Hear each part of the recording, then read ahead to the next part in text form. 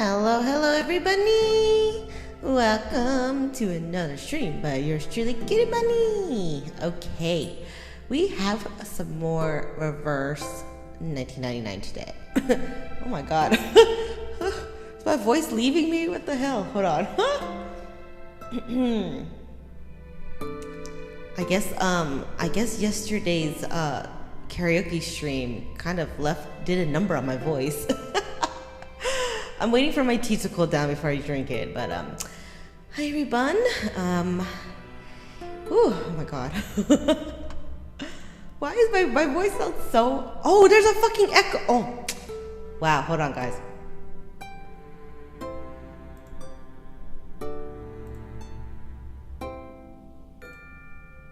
Okay, is that better? I forgot to turn the reverb off from yesterday's karaoke stream. Thank you for pointing that out. I would have not known, and we would have been just echoing this whole time. Oh my gosh. Okay, XG, you're gonna be VOD gang. All right, well, enjoy the VOD if you can't make it. Shadow, welcome. Oh, getting bubble tea. Get me some, please. I'll take a milk tea with boba. Hey, Hunter. Hey, VG. Hey, K Ryder. Hi, Jennifer. And whoever else is lurking and making your way in, welcome. I wasn't sleeping. Okay. Oh my god. I swear my voice wasn't like this earlier. It's so weird. Either way, I guess I haven't talked for a couple hours. It's kind of weird, huh? I think yesterday's karaoke stream probably did a number on my voice. I don't think I've ever sang for like 2 to 3 hours straight before. Hey Matthew, welcome. Okay, so today decided we are going to do the current event, the London Dawning event, Chronicles of Uluru.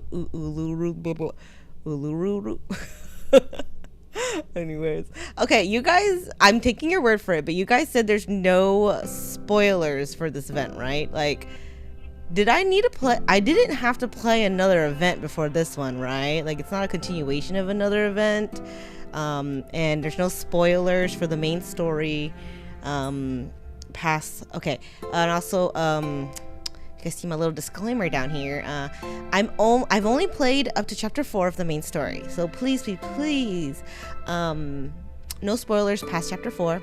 I know you guys want to get excited and you guys want to discuss things, but if it happens past chapter 4, I ask that you do not talk about it because I am not there yet. And also, I do like to talk out loud. I will ask questions probably, but if it's gonna spoil anything past chapter 4, you can just ignore me. Don't answer me. I'm really bad at that. I'm the type that, like, when I'm watching a movie with people or just watching a movie in general, I'll ask a question and I'm about to find out in like 5 minutes. So yeah. Okay, so this is not a continuation of the previous Uluru event. Okay, that's what I was wondering, because I saw that there was another Uluru event and I'm like, did I have to play that before this? So, okay, it's a standalone story. Perfect. No continuations, no spoilers. Great. Okay, the only thing you should know is that the Uluru Games is Olympics. Ah, okay. Okay, so it's the Olympics where Arcan is. Right. Okay, that makes sense. Thank you for explaining that, because I'm just like, what is Uluru and why do they keep bringing it up? Yes, I ask a lot of rhetorical questions, so feel free not to answer me. Because I like to think, like, you know, say questions you'll probably normally think in your head, but I just say them out loud. So yes. Hey Elguak, am I more of a small or big spoon? You mean like when sleeping? I'm usually the little spoon. Actually, did you know if you're big spooning someone that's actually bigger than you? Because, you know, usually the smaller person's the little spoon, right? But if you're like the smaller one and you're spooning, you're being the big spoon to a bigger person. I like to call it jetpacking. Like, because, you know, when you're like holding on to them or like hugging them, it's like you're like their little jetpack. So I think it's kind of funny. I actually got that from someone else, actually, so I can't take credit for creating that, but I thought it was funny. I was like, oh, that's a perfect name for it, because I think sometimes calling yourself the big spoon when you're like the smaller person It's kind of silly. And it like doesn't actually make sense. So, okay. Okay, let me see if my tea is cooled down enough for me to drink real quick.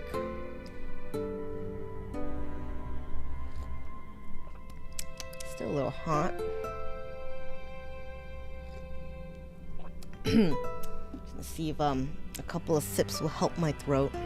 Hey Val, welcome. Okay, luckily this game is voiced for the most part, so I won't have to do too much reading. That's great, because apparently too much singing yesterday. My throat did not like that. Okay. Alright, let's get started with the Chronicles of Uluru, London Dawning. We're gonna get through as much as we can today in about 3-ish hours, because I'll probably get tired by then. Alright, and then we'll do the rest of it next time. Alright, let's continue. Let's go, guys.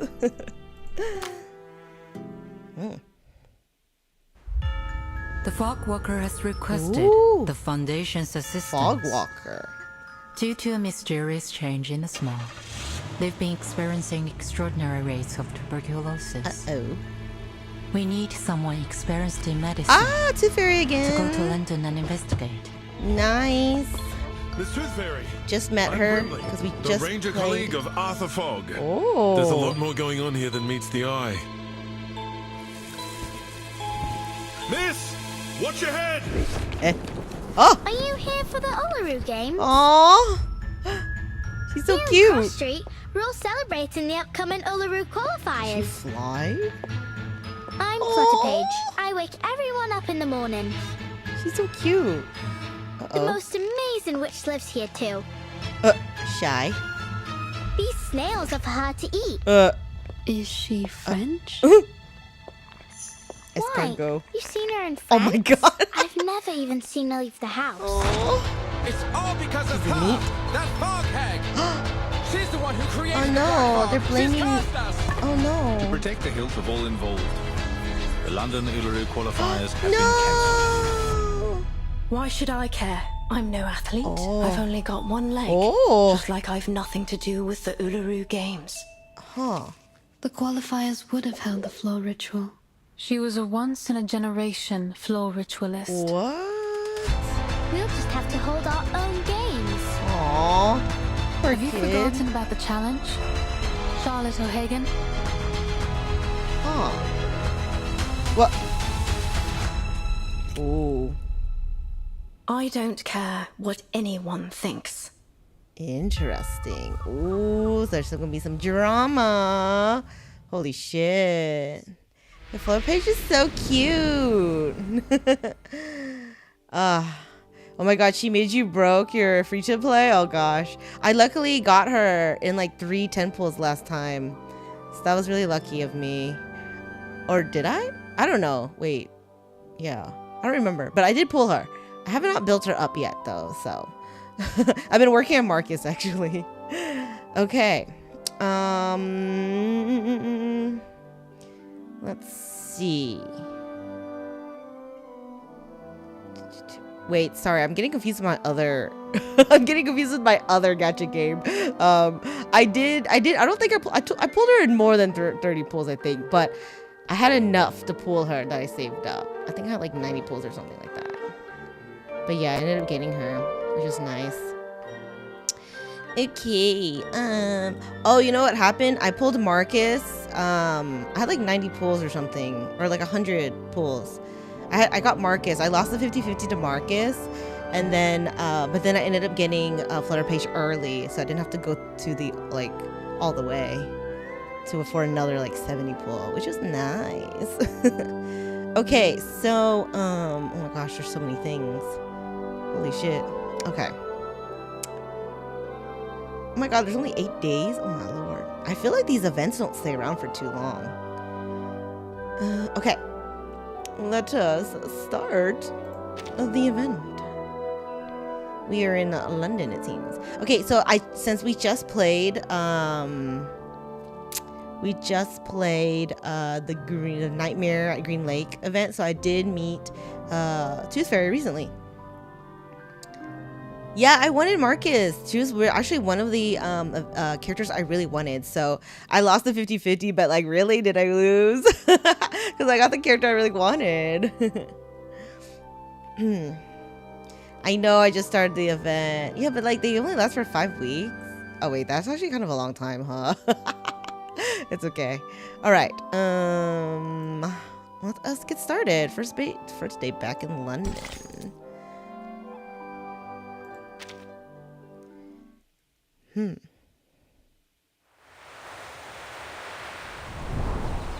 Cute.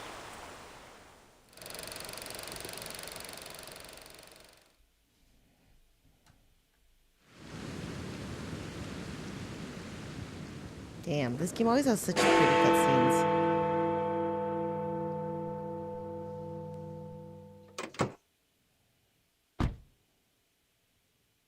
I'm ready to go. Please fasten your seatbelt, miss. We're setting off now. Let's go. Take me to where I need to be. You ever been to London, miss? Yes, a long time ago. Is she from London? Long, eh? 5 years? 10 years? What a nosy Uber driver. Longer than that. Or taxi. Come on, Probably Van. taxi. How long?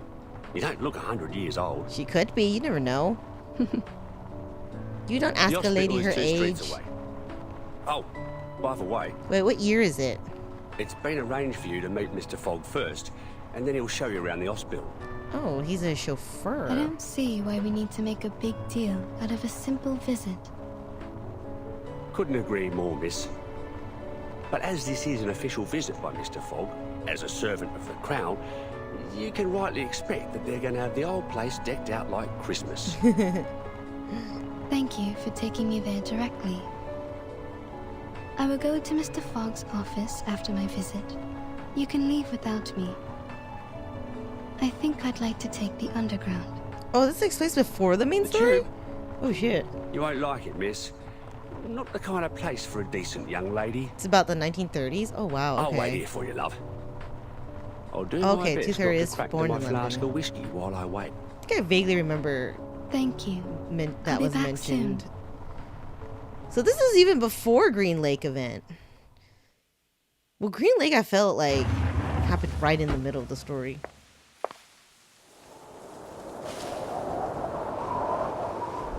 So this is like Tooth Fairy before Green Lake. It's crazy. What the hell? What the hell? Wind doesn't... Oh my god. That not normal wind. Just took out that building. Like, took out the, the side of that building. What the fuck? How are things at SPDM, Tooth Fairy? I'm hearing rave reviews about their school physician.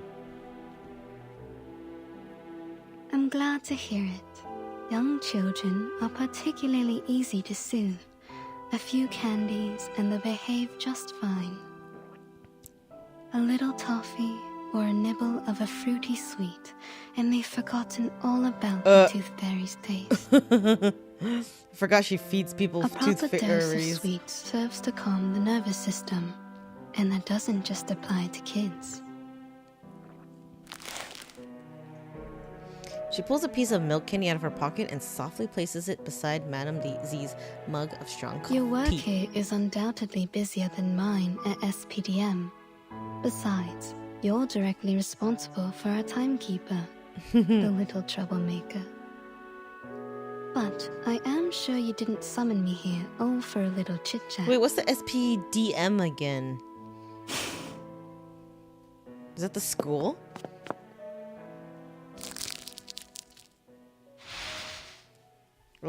Oh, Jesus. Madame Z unwraps the candy and places it in her... Wait, The Foundation has now God. confirmed the correlation between social turmoil and the emergence Places of in the her storm. mouth. Oh, Our okay. branches around the world are now making efforts to collect information on these key social movements. Hey, Bad Wolf. Oh, it's School of Primary Defense of Mankind? Wait, is that not the St. Pavlov Foundation? Is that different? Huh. Oh, wait, it is the school. It is St. Pavlov Foundation School. Oh, wait, the school has a whole different name. Oh, my God. But it's under St. Pavlov. Oh, my God. So many acronyms. As you may know, there was a strike that has only just ended in London. And there is something I'd like to show you, besides the strike itself. Tooth Fairy rapidly flips through the papers. She quickly spots the crucial element. Tuberculosis. Indeed, there appears to be abnormalities concerning air pollution and reported cases of TB. It's so ironic that, like... Compared to records before the storm, TB morbidity rates are extraordinarily high, approaching levels that shouldn't be seen until the Great Smog of 1952. Because I was about to say, I was like, isn't, like, London and, like, England, like, kind of known for, like, really bad smog levels back then? Like... I was like, is this really out of the ordinary? But they gotta send Arcanus for it. But okay, so it's supposed to happen in the 50s. Oh, I know, right? Magical tuberculosis? Like, what the fuck? Our Mr. Fogg, the fog walker, has also reported that there is something unusual about the composition of the fog. Okay, so Mr. Fogg, I'm assuming, is an Arcanist that is part of the Foundation.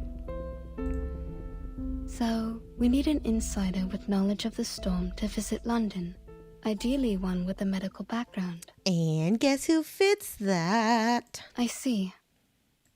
Tooth Fairy, you have been voluntold to go. I know, your winter vacation just started. But I'm sure you understand the dire situation we find ourselves in. I'll apply for a special allowance for this field mission. What do you say? Oh, you think I have Oliver Fogg? Wait, is that Mr. Fogg that they're talking about? Or is it just a Fogg character? And so you think this event happens in late 40s, so a little before the Great Smog. Okay. So it's kind of like, oh, it got, so they're like, this is out of the ordinary. How do I become a fast swimmer like you? Ooh, if you think I'm a fast swimmer, you, if you count doggy paddling around the water fast, then, sure. You know, I have short arms, so I'm sure if you had longer arms than me, you would probably swim faster than me. I'd be happy to go. Perhaps I'll collect some rare teeth from this era. Any opportunity she gets. Mr. Fogg will contact you when you arrive. He is our liaison between the Foundation and the British government. He'll take you to the hospital, handling many of these respiratory patients. You will be given full trust to resolve this problem. There is something else. The Uluru Qualifier will soon be held in London. It may factor into your investigation. Uluru Qualifier? Uluru is a funny word to say. Try saying it like 10 times fast. Uluru, Uluru, Uluru. I'm already tongue-tied. Uluru London Qualifier coming soon. Arcanist Fair in Cross Street. Support your favorite competitors. Winners will represent Great Britain in the Australian finals. Australia? They shipped my uncle off to Australia back in the day. I always figured he got done in by a kangaroo. But if the smoke here gets any worse, I think I might chance it. Maybe I'll find him in the outback there. Oh my god. Or at least avenge him. This driver's funny. With a tense frown, Tooth Fairy folds the flyer. The Uluru games are not her current focus. That's what she thinks. That smoke seems to have severely damaged that hospital. But you don't seem concerned. We've seen worse, miss. You wouldn't believe how many houses we lose a year to gas line explosions. That's funny. He's like, meh. All's in a day. Nothing much can shock us Londoners. It's a city where you can meet arcanists from all over the world. Arabians, North Africans, Indians and Japanese. Who knows what kind of arcane skill they can cast? The police are on the scene now, but can they really do anything to clean up the hospital? Well, police have got their own way of dealing with things. None too friendly.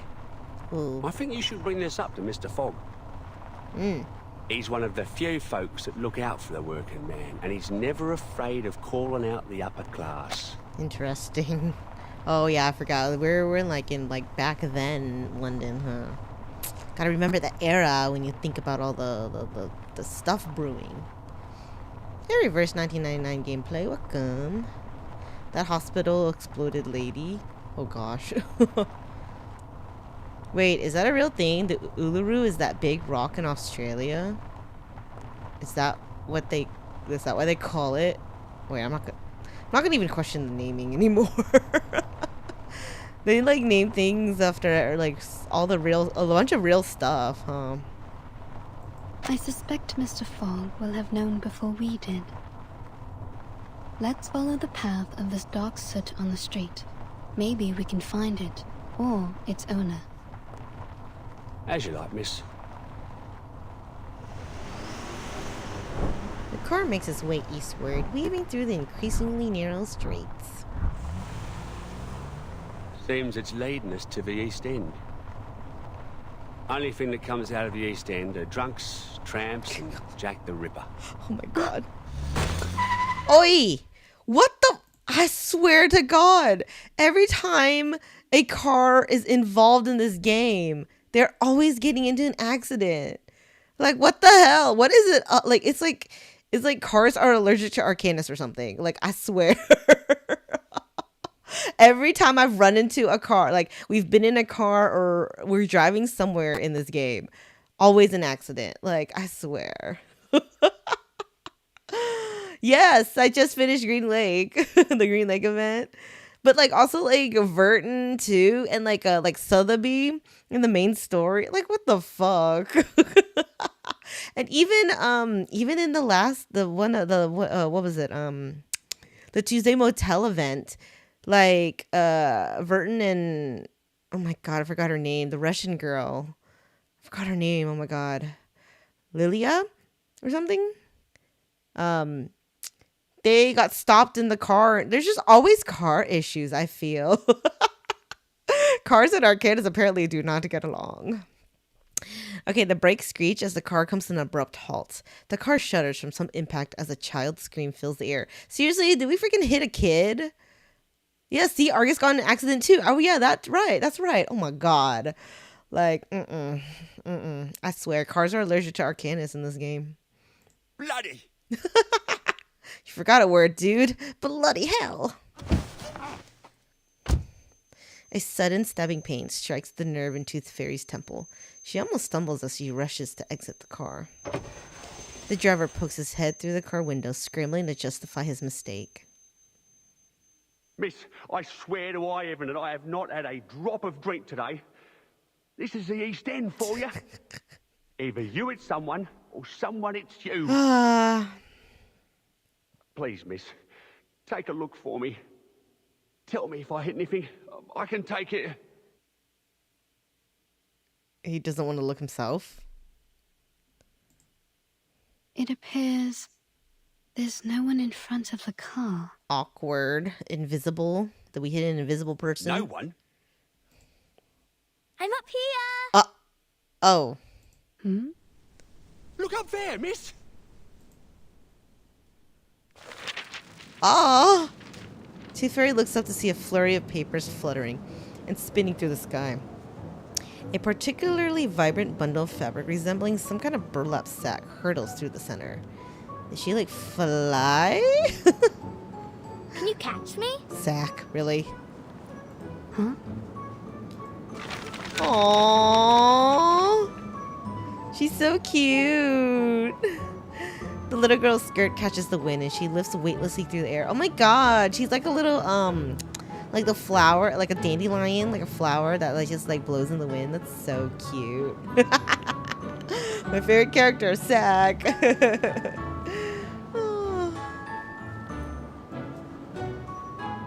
The colorful scraps of paper spiral through the air and swirl around her. They're all Uluru flyers, still waiting to be distributed. She's being lifted up on the wind.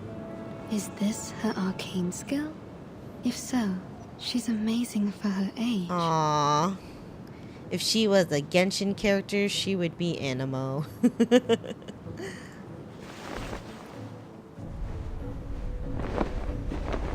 She gently descends, seemingly headed straight into Tooth Fairy's arms, but at the last moment, she shifts direction and lands softly a few steps away. Aww.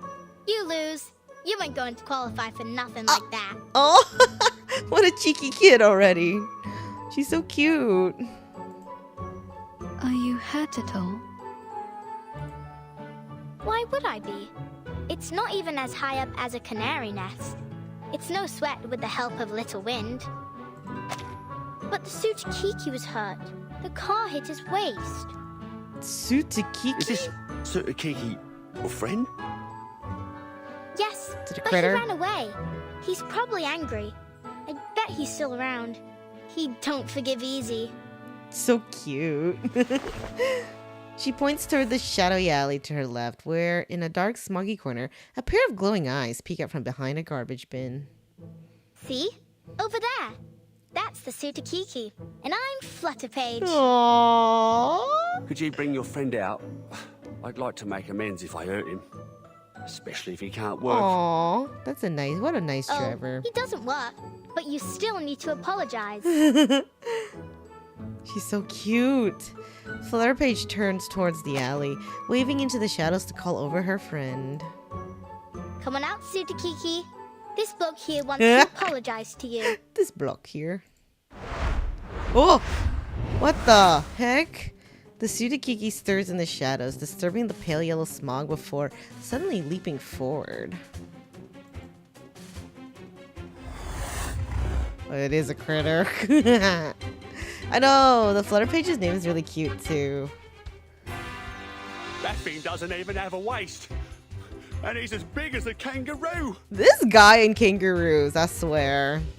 He's either obsessed with them or has like trauma with them. His waist is right there. Can't you see? It's invisible. A frightened critter is dangerous. Please stay back, child. Oh, deploy the Tooth Fairies.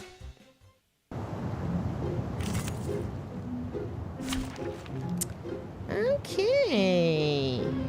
Nice. So we need grass. I got the perfect a character for that. Sure.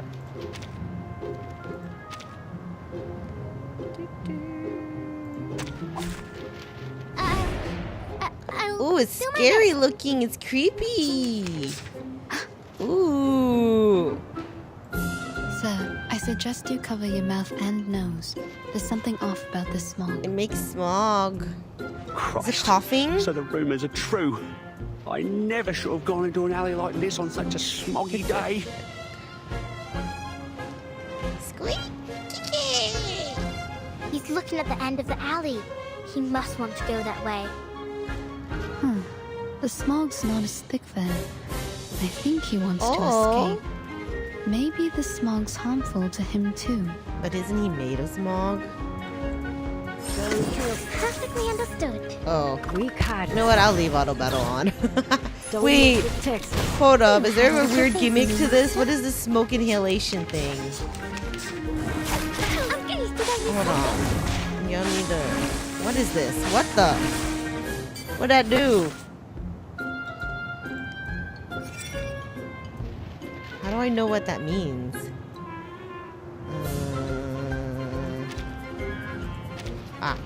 When you get the stat down controller next, look. Oh. Random enemies. Wait, is this good or bad? Do I need the smoke inhalation? Do I need to fill the bar? Oh, it hurts both. Wait, hold on. It hurts both. Okay. Well, that's not good. You have Isode, but you're not sure if you should build her? I mean, everyone was telling me she's good, so I built her up. Okay, well, okay, auto battle is fine. I think I'm powerful enough. Can't say that, I say. Okay, it fills up no matter what. Is it over? That's great. Let's go back together. Bollocks! Turn over already, you stupid car! I love British people. They say the funniest things. Bollocks, bollocks. The engine roars to life again, its pistons drumming the retreat as the car careens through the streets. Why did Mr. Driver run away like the Sutakiki? What? He left us? What the fuck? He was worried for his car. If it got damaged, it could cost him his job. Poor guy. I do not have Villa or Tooth Fairy. Oh, they're good in this event because they can clean the poison. That makes sense. They're probably like, haha, you probably need Tooth Fairy. Hopefully you have her because she's in the story. Lose his job? Oh, got it. I don't want to lose my job neither. Aww. Oh, Yenisei will work? Okay, I have Yenisei, so I could probably put her. Yeah, I don't have 6. I don't actually have too many characters. I mean, I feel like I'm still new to the game and I actually have not pooled a lot. I haven't done a lot of pooling, to be honest. If I see a character that I like or something and they're like a limited banner, then I'll pool. But other than that, I don't have too many. Right, the little girl gives an empathetic nod, but a child her age has no place in anything to do with the word work. Okay, but this is like the 30s or 40s. Isn't like child labor still existing? So... The 2.4 trailer? No, I have not. I did see the image though. I think I saw that they just dropped it or something. Oh my god, the sailor girl, she's so cute. I want her. As you guys can see, I have a thing for sailor uniforms, so she's super pretty. But I don't like to watch trailers because I don't know if it's gonna spoil anything. So I try not to like watch them until you guys can tell me if there's spoilers or not. But I'm sure, like, is it an event or a main story update? Yeah, right? Child labor 1999.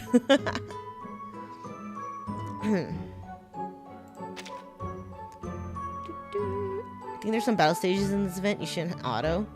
Okay, we'll see. If the auto is struggling, then I usually like take over. Event story with some main story flair. Okay, so it might be safe for me to play next event. Maybe there's any major like spoilers. Event story that has hints of the latest main story. Okay. So maybe I don't play the next event then. Maybe I just continue the story. I need to catch up still a bit. So yeah. I think since we've been playing a lot of events in a row, I think I'm going to start picking up the main story again after this event, after I finish this event. Quite spoilery, especially if I haven't done chapter 5 and 7. Okay, then I will not play the next event. We might pull for her though, just so I can have her, but the trailer doesn't really spoil anything. Okay, that's fine. I probably won't watch it because I like watching the trailer right before we play the event anyways. I think that's actually kind of nice they play the trailer like before the event. I like that. He has a car, so I wager he makes more than 6p a week. How did he get that job? Can I do it too? Girl, you don't have a driver's license. You don't have a car. You can't drive. Oh, girl. I suppose you could, once you grow up. Yeah. Here, open your mouth. Aw. Wait, why is she feeding her one? She hurt? Tooth Fairy produces a shimmering jar of ointment made from ground golden fairy and lanolin. A concoction capable of soothing one's fear of swallowing a tooth fairy for the first time. Oh, okay. What's this? You were hurt. It's a kind of ointment. It will numb the pain if you ingest it, or reduce the inflammation if you rub it on your wound. Was I hurt? I feel a little pain. But what you mean by inflammation? Aww. Does that mean it'll catch on fire? Wait, how old is Flutter Page? I want to say she's like under 10. Take it, and you will feel much better. Doctor's orders, kid. Oh, she's 11? Oh my god. You could not tell with anime characters how old they are. Because you never know. Some anime characters that look like her, they're probably like 300 years old, you know? Probably like an ancient dragon or something. That's so cute. The little girl's curiosity easily trumps her hesitation toward the unfamiliar. She stretches her neck and sucks Tooth Fairy's ointment-covered finger. What the fuck? Okay. Oh, okay. I guess how else is she going to eat it? Huh?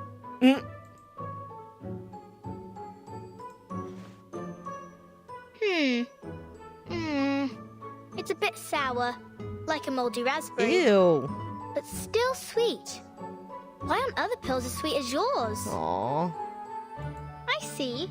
So you're a witch doctor, aren't you? I can tell from your metal mask, teeth necklace, and the golden fairies in your jaw. She's so cute. That is a reasonable assumption. Tooth Fairy's 25? I figured she was on the more adult side. I figured she was between like 25, 30. So you're here for the Uluru Fair then?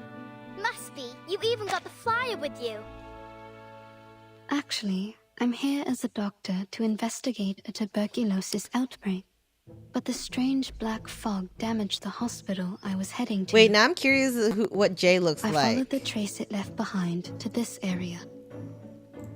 You guys are saying like Jay does not look 18? Oh god. Okay, I gotta look then. It's Tuesday? I can see Tuesday 21. Black fog? There ain't no black fog. Around here, the smog is yellow, and sometimes I've seen black smoke puffing up from the factory chimneys, but never in Cross Street. I'd like to be an arcane skill, miss. Lots of us arcanists here. That's why we're all chuffed up for the Uluru Qualifiers. Aw, she's so cute how she talks. Sidekicks, diviners, magicians.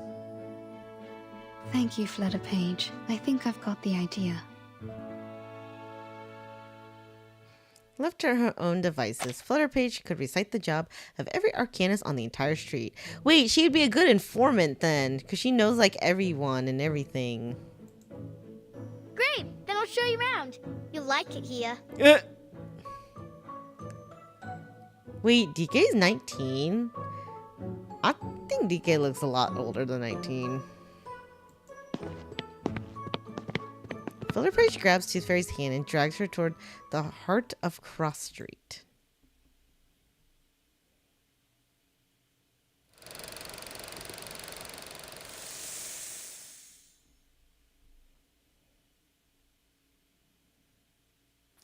Cute.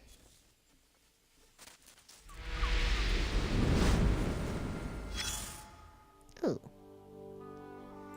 Oh, I love the little, like, the little overworld page. It's cute. Look how fluffy she looks. She's just like a triangle. This brochure is issued to all Uluru Qualifier participants and enthusiasts. Full details are found on the back. Yeah, honestly, the voice actors in this game are really good. Uluru Fever, fun, food, and the unforgettable Uluru. Come on, the Uluru Fair is now open. Important notice, the champion of the borough voting has begun.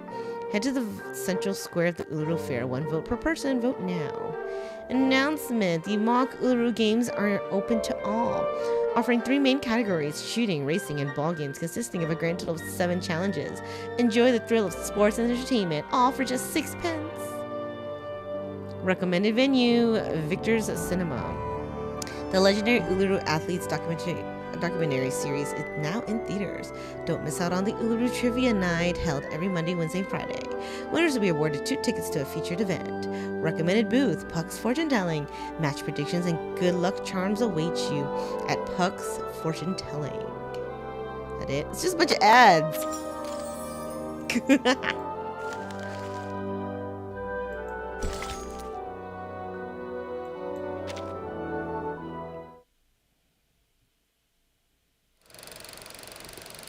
I like how that part is like Welcome to beginning. Cross Street.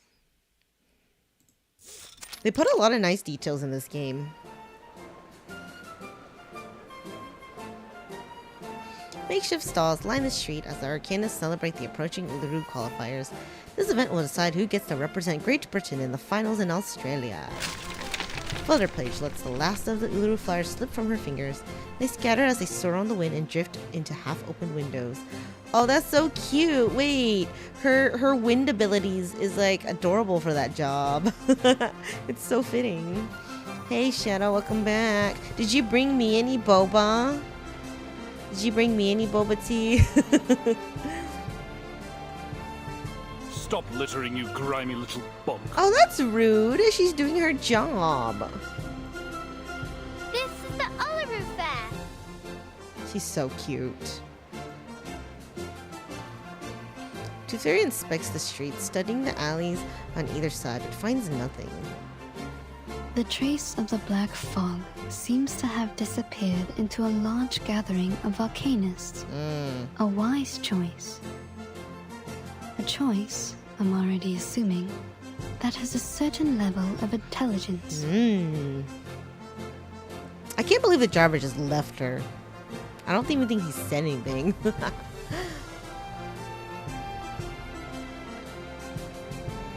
Ultimately, she is only a doctor. When it comes to things outside of illness, she often finds herself lost. He sounds like a monster. Like some tall tales where adults make up to scare us. But I heard people talking when I was sitting on the roof. They say he was born from a smokestack. Yep, this is the new event. This is the current event happening right now. Wait, no wonder she knows so much. She's literally like the wind.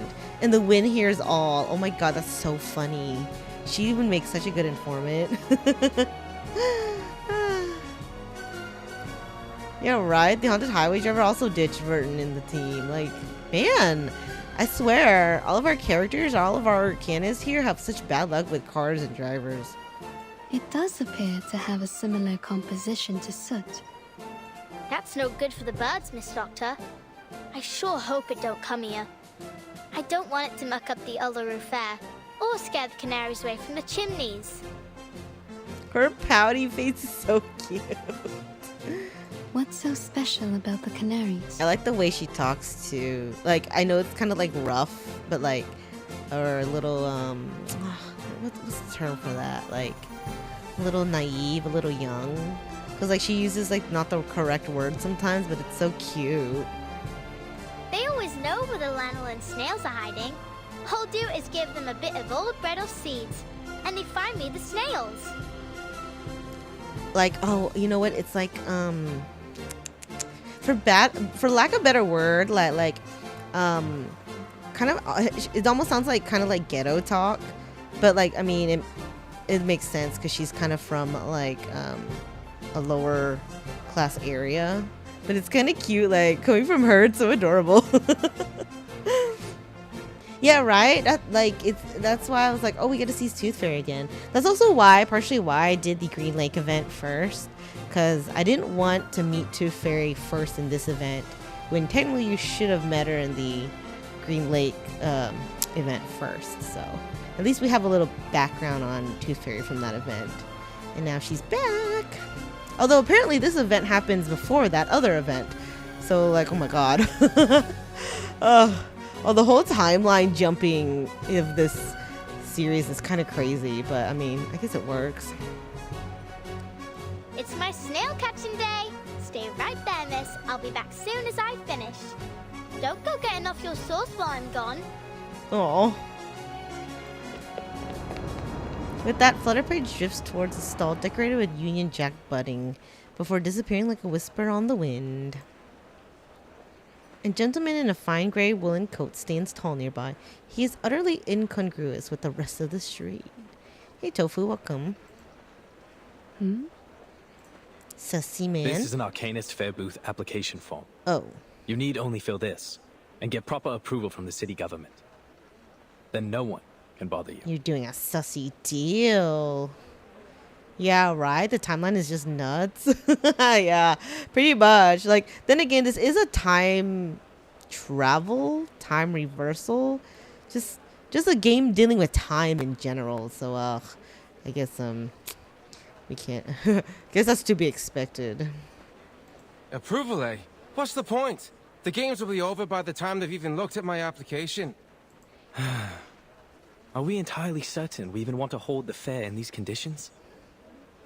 Don't you think the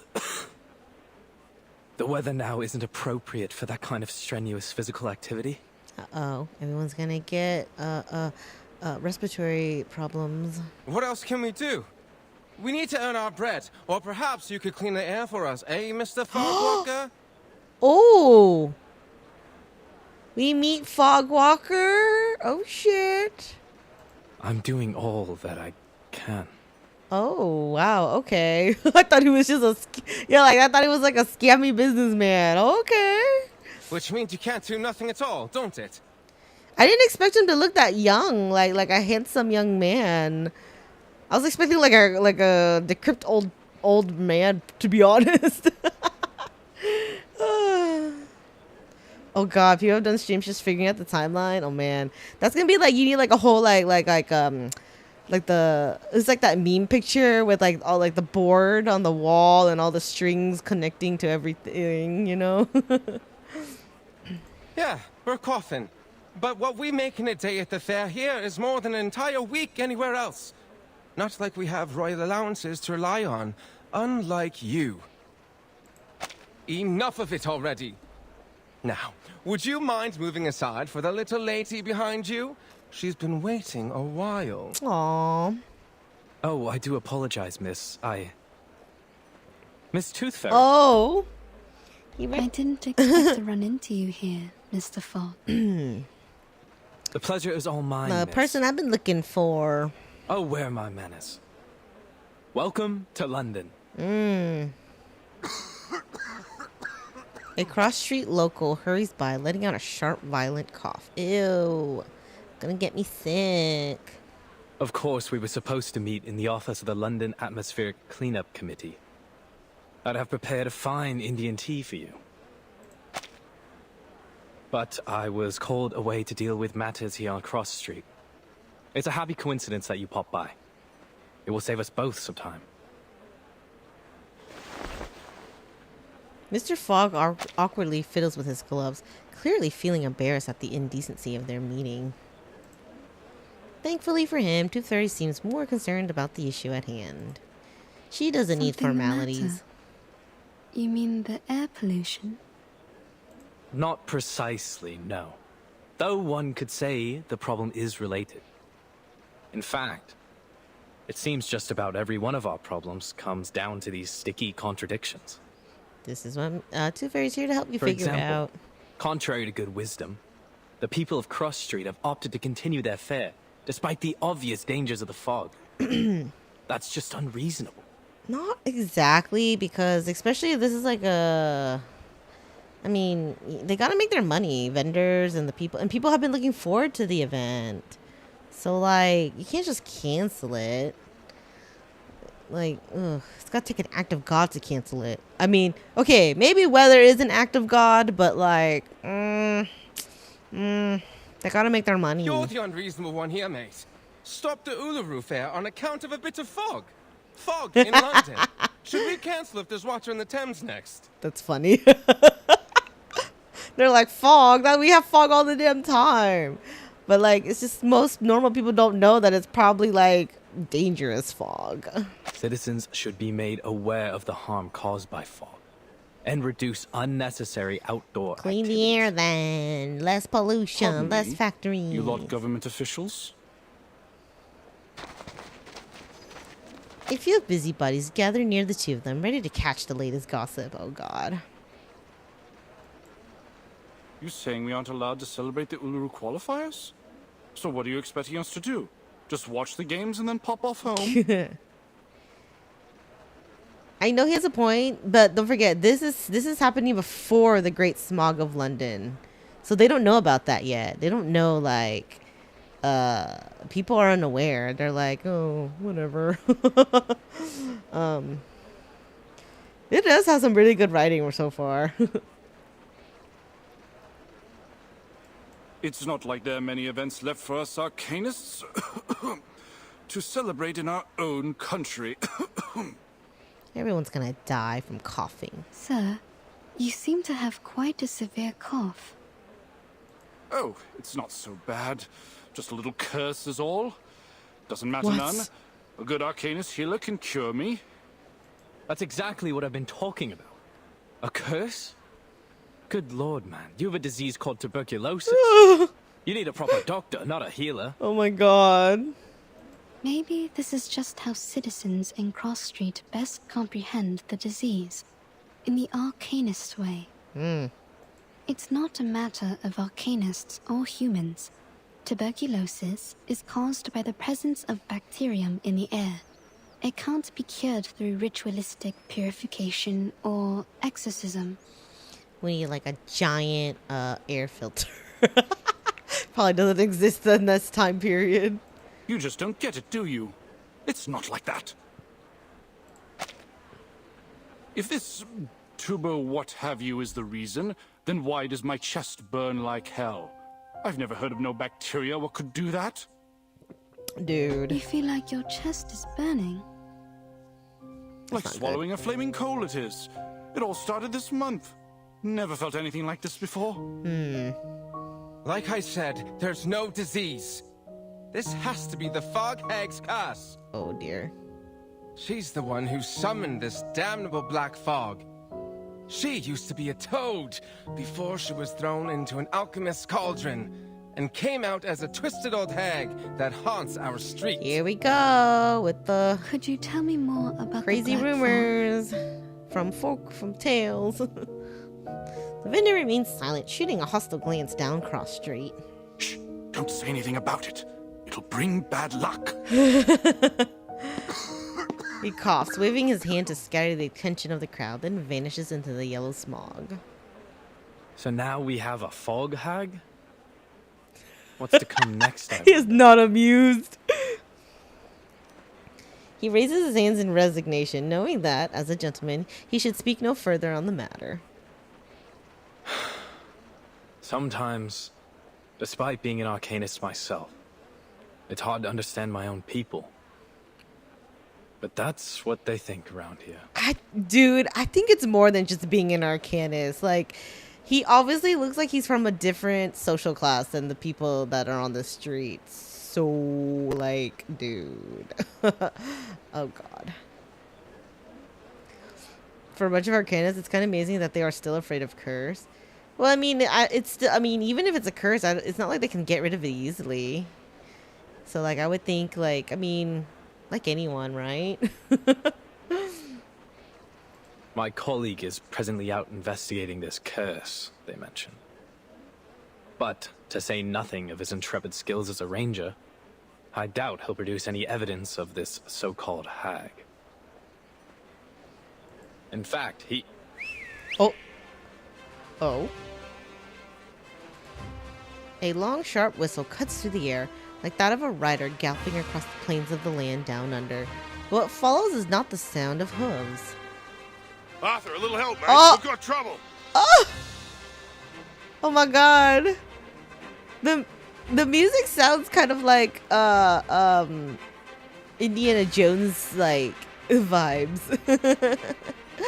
Oh my God, it's cute. He's invisible. Or wait, isn't he the hat? Oh.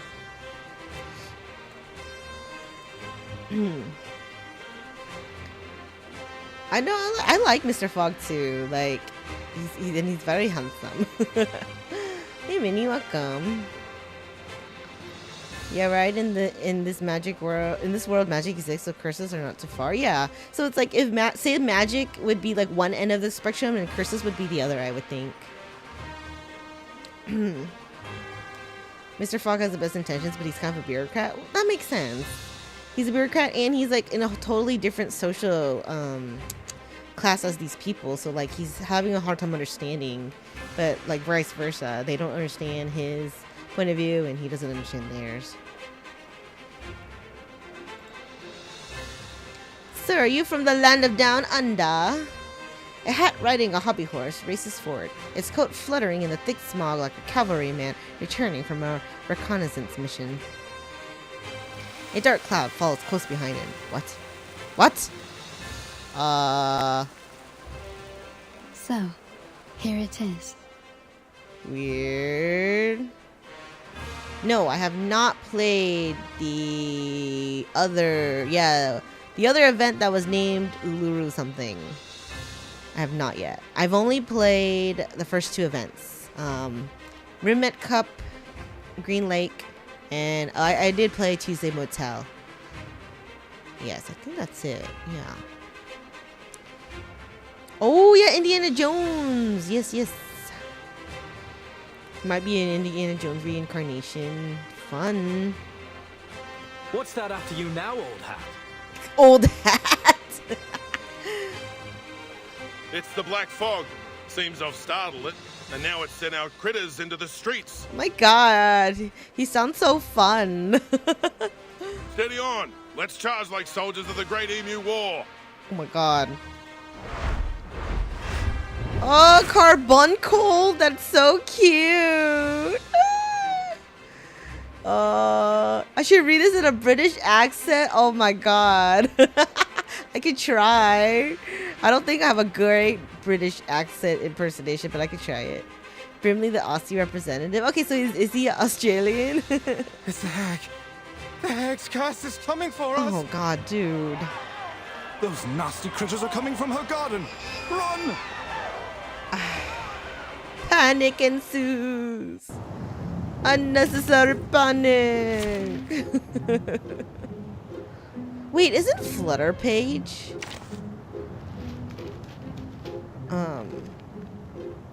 Oh, she's not grass. Okay. Never mind. Well, look, they have Marcus and Argus. These darlings shall be attentive. Oh my god, why? This is in a robot suit. It looks so silly. Wait, they're literally coal, and they have these little... What is that on top of their head? Like, it looks like a wagon full of coal. It's kind of cute. I love all the carbuncle variations. It's so adorable, honestly. Well, some of them look kind of scary, but some of them are really silly. Like orange bunkle or whatever. It's so cute. Like a metaphor? Did I miss something? You've got guts. This or this one? Don't waste my time. Right? Like, always gotta blame their problems on a woman. That's great! Let's go back together. The emo birds won the Great Emo War? Are you kidding me? Oh my god. I was like, maybe they just named it Great Emo War, or I didn't know it was actually emo birds were involved. That's funny.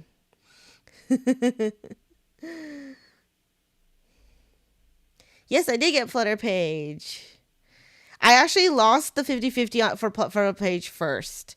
I got Marcus actually, but then I did like another like couple 10 pulls. Like, I think it was like 2 or 3, and then ended up getting her. So I got really lucky.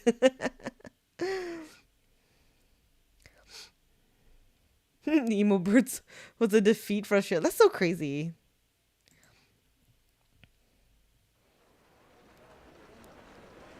May I say it was an honor to serve as your bodyguard, miss. Aww. I'm Brimley, the ranger colleague of my mate here, Arthur Fogg. Cute. I wasn't hurt. Thanks to you. Aw. What a gentleman. Mr. Fogg lightly brushes the soot from his coat before walking over to Tooth Fairy. Despite clearing away most of the black fog, his expression looks grim. Thank you, Miss Tooth Fairy, for telling us what happened at the hospital. We ought to make a summary of our investigation so far. Seasoned government employees are particularly good at providing summaries. We've encountered 3 oddities thus far today. This mysterious black fog, the unusual burning chest symptom, and He carefully considers his words before bringing up the difficult third point. This so-called fog hag living on Cross He's Street. like, I don't really believe it, but I have to mention it. Well done, mate. You did it. You said it out loud. We may just break the ice off your soul yet. Aww. Well, they have a good relationship, don't they? I'm only doing my due diligence by quoting the title verbatim. Besties. Back to the topic. Combining these clues together, we should assume a causal connection. The hag releases black fog. That's only on... Giving Londoners this variant That's only of based TB on with the rumors, burning though. chest symptom. You kind of go find the hag or whatever. When did you move into 221B Baker Street, mate? The fog walker shifts his gaze, knowing that even if he were to inhale a mouthful of that black fog, his face couldn't look any grimmer. Okay. Oh, that was a Sherlock Holmes reference? Okay. I was like, I don't understand that, but I'm sure it's something. It's a reasonable speculation. If so, then the first thing is to determine if such a lady lives here on Cross Street. Yeah. We better pay her a visit. See what's up. If you insist, Dal. Aw. I can already confirm that for you. She's here, all right. Down at the house of the mangy front garden at the south end. Very well. But might I suggest we don't all go in a rush to pay her a visit? We know nothing about her. Or even whether this hag is a danger. Aren't you all Arcanus? You'll be fine, right? You guys got power. The little figure squeezes its way in. Oi, Miss Witch Aww. Doctor. You done talking to Mr. Fogg and Mr. Hat? Cute. Flutter Page, where have you been? Riding the ring. Wasn't you listening? I was off catching snails. Oh, yeah. With a bit of help from the canaries. Oh, okay. Flutterpage lifts an old glass jar filled with snails. Wait, Good on you, little tacker. That's quite the harvest. you can take us, right? Flutterpage is collecting them for her, I think. Oh, fair enough. Yeah, like he doesn't want to like all gain up on her. That makes sense. Gotta be careful in these situations because she might not be hostile, like to like strangers. She tucks the jar away in the folds of her clothing, then lightly grabs the hem of Tooth Fairy's coat. Shall we then, Miss Witch Doctor? Where are you taking me? Thought I'd show you around Cross Street. Figuring since I'm the best guide here. Aw. Are you? Then, do you happen to know about the house at the south end of the street? See, you gotta make friends with the kid that knows what's like everything, whatever's going on. Oh yeah, I gotta read in British accent, huh? Oh my god. I feel like I can't do it on command. Flutterpage ponders for a moment before her eyes widen in realization. Wait, now my inner Texan is coming out as I try to do a freaking British accent. Sure do. Actually, these snails are for her. You can tag along with me to see her if you like. Aw.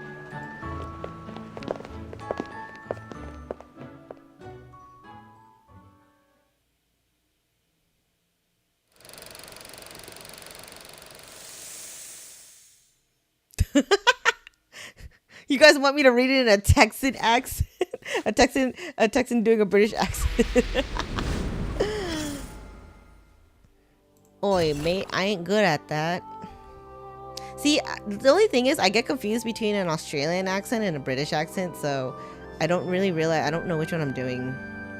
A conversation overheard as a carbine goal bask in photosynthesis.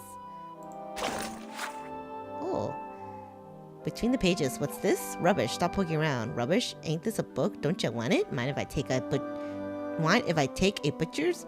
You wouldn't understand it. You're right. I don't understand it. So what's it about then?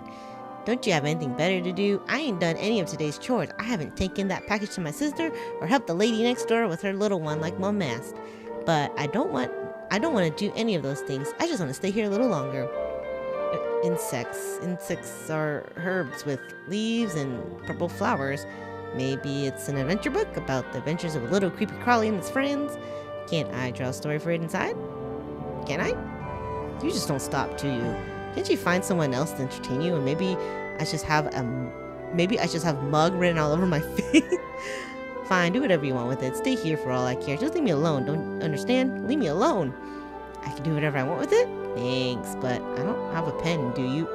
Here, draw, bog off.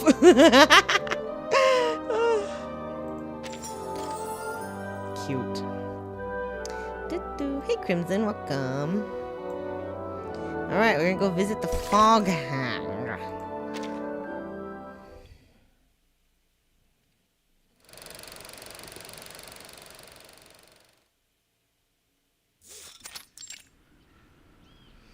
She needs a gardener. Smog in the garden feels unusually dense. It has taken on an almost milky, gelatinous quality. The damp, fishy air sticks to the visitors. Sparse ivy winds around the ancient stone wall, its bare roots clinging desperately to it. This right here, miss, is the Fog Lady's house. As you can tell, it is a very big, big house. Not like mine.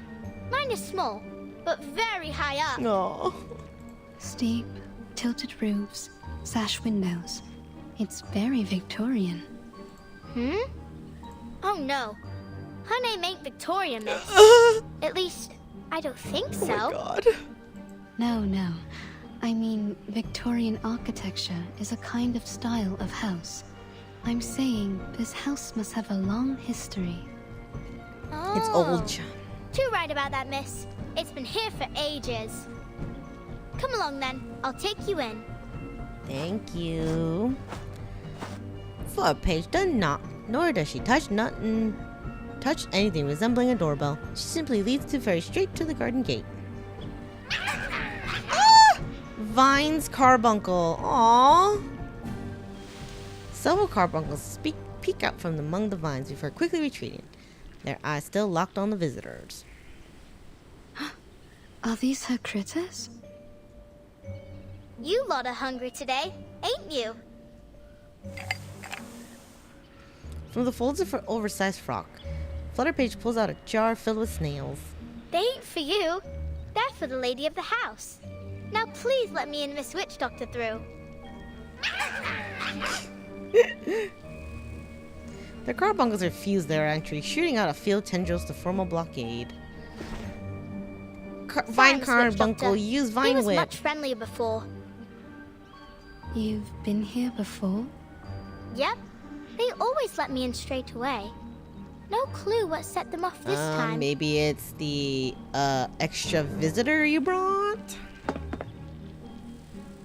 Flutterpage stands on her tippy toes, planning to hop over the barrier.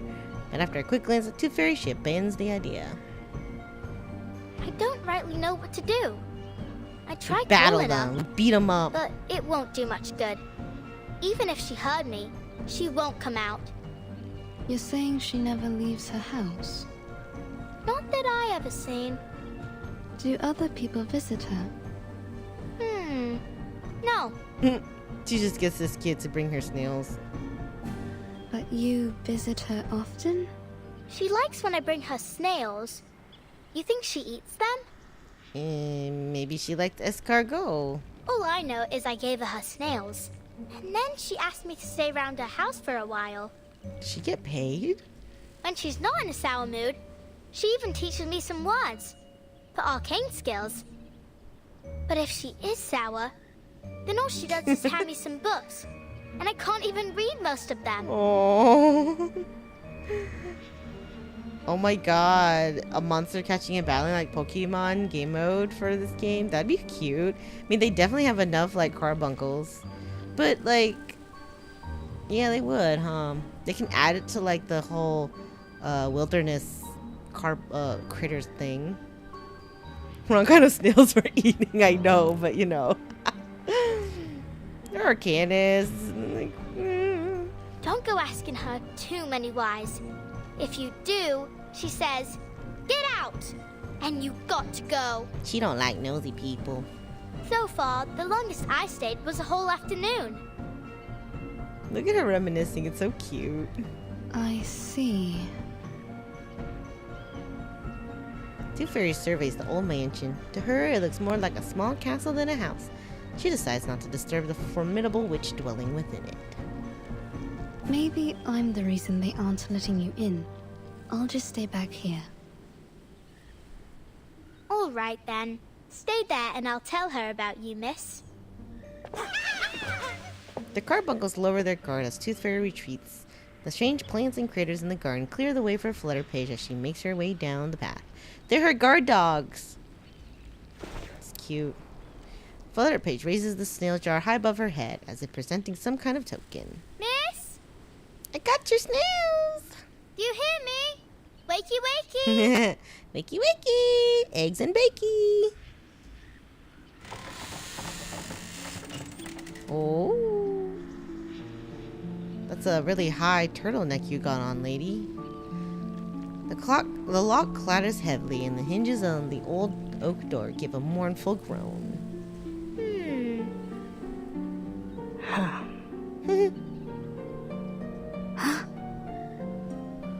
Here you go, miss. A fresh batch of snails. She doesn't respond. The witch's stare is fixed on the unfamiliar woman by the garden entrance. Who is this? Well, I don't know her name, but she's a witch doctor. After all this time, she doesn't know Tooth Fairy's name. Oh, I guess she just kept calling her witch doctor, huh? Oh my god.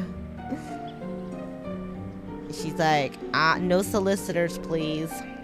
She came here in a car with a flyer of the Uluru Qualifiers, so I think she's here for the Uluru...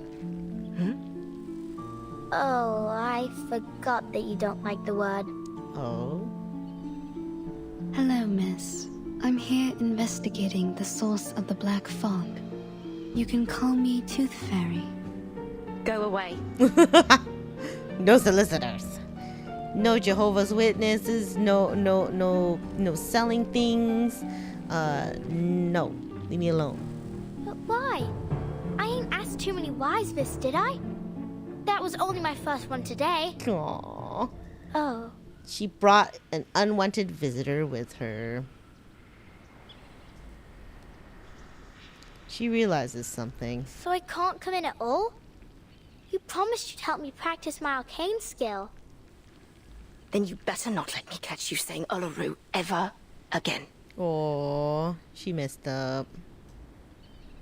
The witch anxiously snatches the snail jar from the girl's hand and closes the door. Aww. The door closes. Aww. Oh, she left me a book. Look, it's got a carbuncle on it.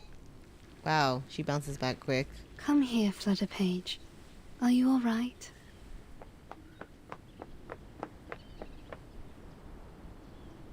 I thought I could play at her house today. Oh, she's such a happy-go-lucky character, though. She's so cute. I just realized her top bow, it has like antennas. It's kind of funny. It's cute. It's like her little ahoge comes off of it, but like these are antennas. Oh, it makes her seem like a bug. Wait, that's kind of fitting because you're like, I don't know, Flutter Page, like she's so fitting for her name. It's so cute. Would you like to do something else? You can come with me. Like what?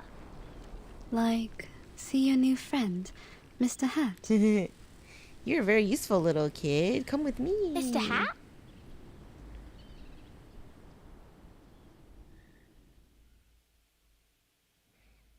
Right? She's so innocent and cute. She's adorable.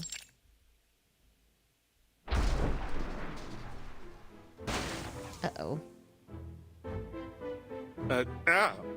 Ms. Flutterpage, I'll ask you to not wear me on your head.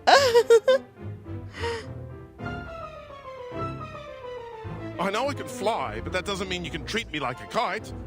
Besides, I'm due to begin my patrol. I need to... She's just playing around with the hat. Oh, poor Brimley. A gust of wind blows Brimley into the hallway, spurring Flutter Page to give chase. That gives us some time for business. First of all, allow me to express my respect for your adventurous spirit. A haunted hag mansion whose owner feeds on snails. To visit her so quickly on your own initiative was a bold move, Miss Well, she saw an opportunity and she took it. Alright, she's quite literally an airhead. She's so cute. Here, alright, Fairy's like, I'm gonna be your new mommy. Follow me. She's too adorable. He now has no choice but to admit the existence of the witch. Here's your tea. No sugar. Just as you asked. And of course, he has kept the promised Indian tea at the forefront of his mind. The connection between this lady and the black fog will require further confirmation. Yeah, like she really didn't learn However, anything. Judging from our encounter, she doesn't seem to have much concern for the world outside her home. Like she doesn't even leave, so how could she be doing it? I also noted that the word Uluru seemed to irritate her. Uluru? As in the Uluru Games? Not a fan, I take it. I'm your favorite sus rabbit streamer. What makes me so sussy? Okay, wait. Don't answer that. I guess I could be sussy sometimes. It's certainly odd for an arcanist to have a negative impression of the games. Though not unprecedented. She's got history.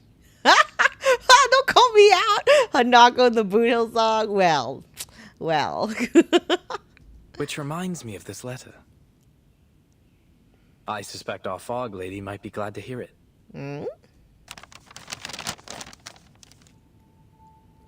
Mr. Fogg places a voiced letter between the two of them. The paper swiftly transforms into a wide mouth.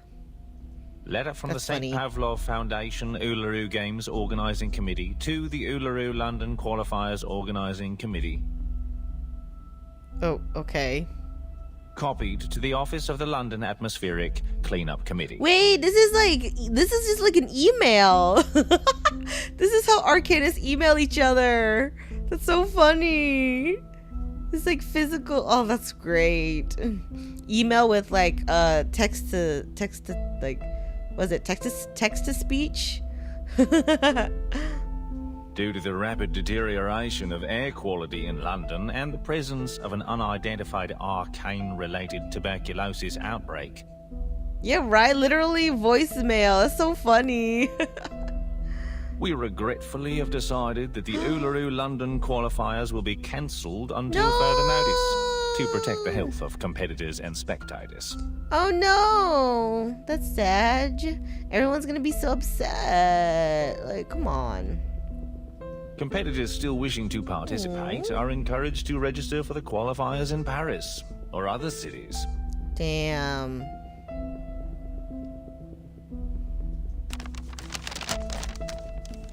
The paper folds itself up and drops back onto the table. Mr. Fogg sighs. I received this shortly after submitting my report concerning the events on Cross Street. Aww. They're right. It's better for everyone's health. No objections here. But it's certain to cause a stir. Get ready for pandemonium. Miss Tooth Fairy, you saw how passionate the citizens were about this event. What it means to them. They'll eat us alive when we announce this. So much more so that it's cancelled because of air quality. The firm will not be pleased, I can assure you. This great city will be the laughingstock of Europe. If not the entire world. Unless there's a way to clean the air in London. Perhaps then I might convince the Foundation to reconsider.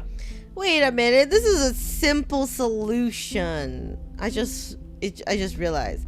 You have with you Flutter Page, which has like some sort of wind power. Like, easy. Use the kid to blow up giant gust of wind and clean the air. Right? Man. Mr. Fogg, there's only 3 weeks left before the qualifiers. It's a serious effort just to address the smog over London, let alone this new black fog and the disease that has come with it. Divulging labor bunny solution. I mean, like, I don't know. I just figured, like, wait a minute. If we got, like, air pollution, shouldn't you clean the air with more air? Like, cleaner air? I don't know how powerful she is. I guess it would be a big job, huh? I don't know. Maybe we can find some more wind arcanist or something. I'm sure that's a lot harder than it sounds. 3 weeks. 1 for making plans, 1 for enacting said plans, and still 1 more for the final procedures. He slumps into his chair with his arms crossed and glares fiercely at the voiced letter on the desk. At the voicemail on the desk. What are you doing now, Mr. Fogg? Thinking, Miss Tooth Fairy, is how I make the plans. Brimley, fleeing pursuit, eventually finds his way back. Forgive me for interrupting, Arthur, but I had to call off my patrol earlier than expected. I'm afraid I need a favor of you, Miss Tooth Fairy. I need you to babysit this kid so, she stops chasing me. Would you mind helping us with some of the sick? Okay. Well, that was our original reason, right? After that black fog rolled through, patients with this tuberculosis variant seem to be multiplying as fast as hares in the Great Artesian Basin. Tuberculosis. Brimley's a great character. I love how he talks. It's so great. It's multiplying faster than rabbits, guys.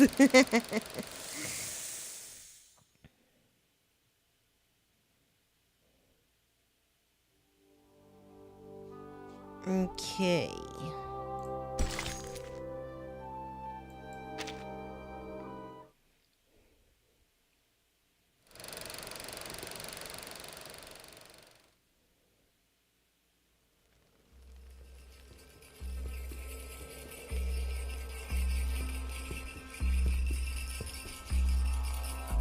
Oh? Through misty woods, on paths concealed by haze, he thrice died and thrice was born in ancient days. Guide me rightly, that I may not stray. Oh my... Okay? What the... By the willow fire, a witch is dancing in the ritual ground.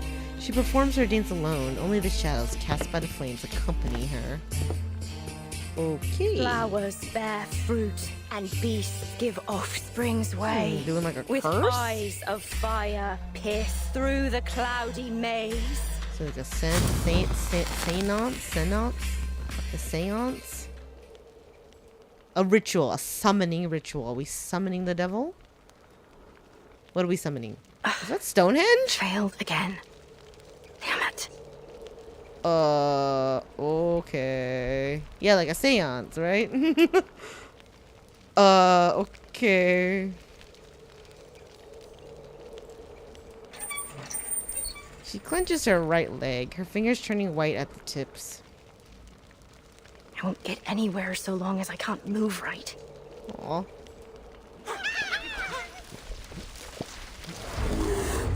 The typically docile carbuncles are now locked in a frenzied shrieking match. What should have been a calming ritual has quickly turned into a bloodied war drum, and all because of a single misstep. Enough! The last thing this haunted old place needs is another crazy creature. Okay. So she admits it's haunted? Oy. Like her wand, it's pretty cool. She definitely has a witchy vibe going. Except for the whole leotard thing.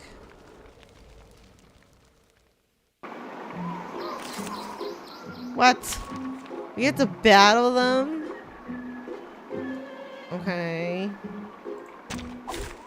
Which of these darlings shall we attack? Oh, the cactus. It's like fungi cactus. Those letters Perfectly understood. weak had fun. Feel my dark embrace. Do have a little faith in me, Master.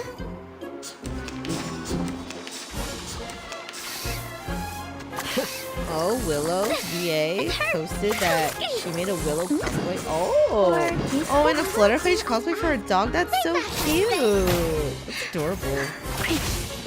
Okay, we have more like a ritualist. Metaphor? It's like a ritual. A diversity. It's a little creepy.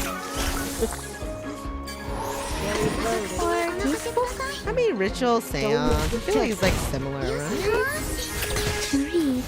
All doing. It all involves Turn the page. creepy chanting around like a center, whether it be like That's great.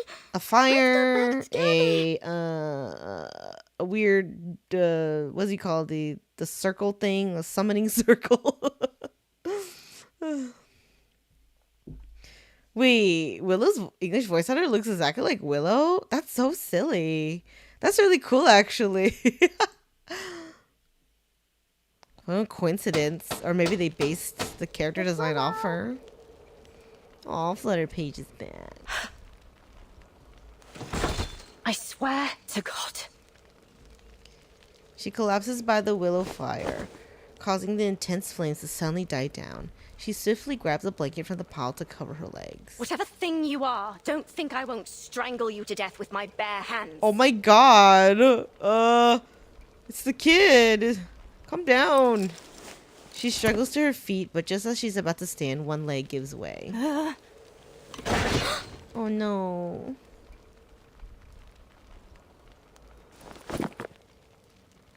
The little girl tumbles through the window into the room. What the? Bloody. She tries to lift herself up for the second time, but can only support half of her body.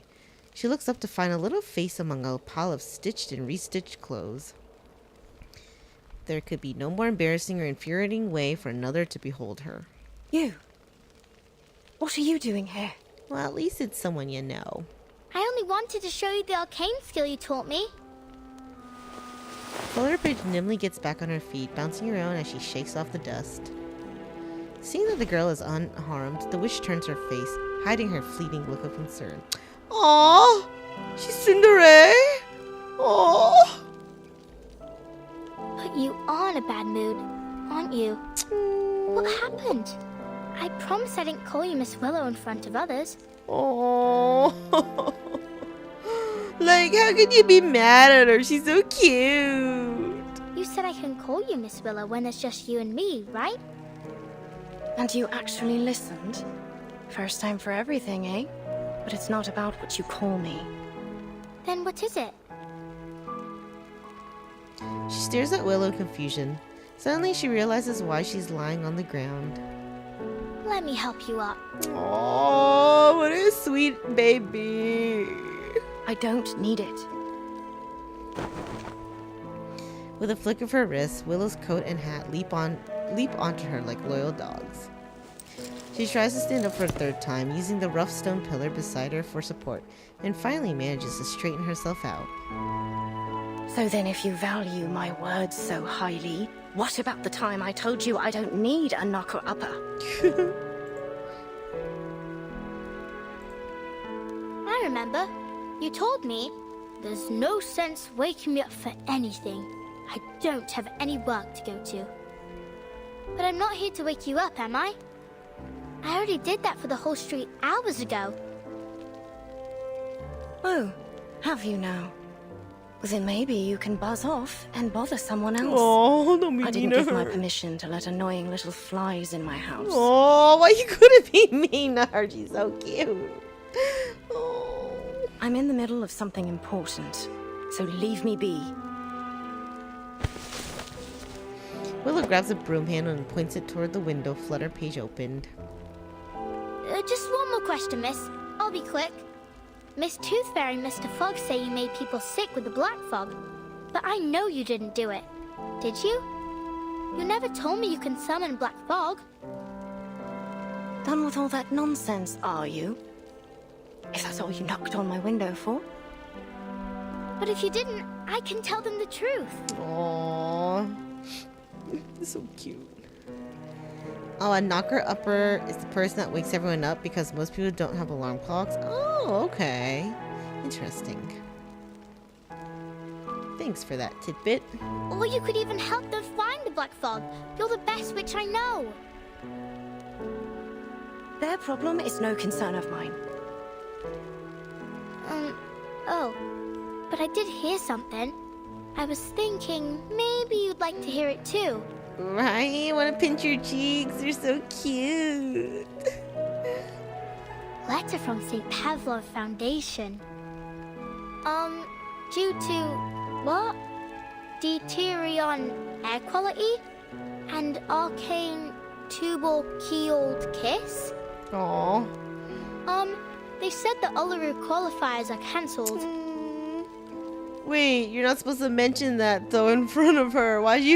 Did you not learn your lesson? Stop. Do you understand at all what you're saying? No, but... Oh, she's so innocent. Go away. Oh, don't say that. Aww. I said get out. Why you gotta be mean to the baby? She seizes Flutter Page with both hands, half dragging, half pulling her toward the open window. You know what I don't want to hear, lass? Your voice. Oh. Oh. Flutter Page is flung out the window and carried away like a kite with a broken string on the breeze. And your infernal knocking.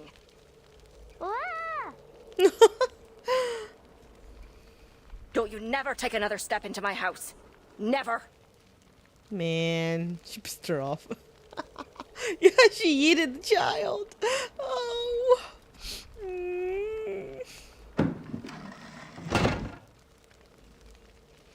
The room reverts to its familiar silence.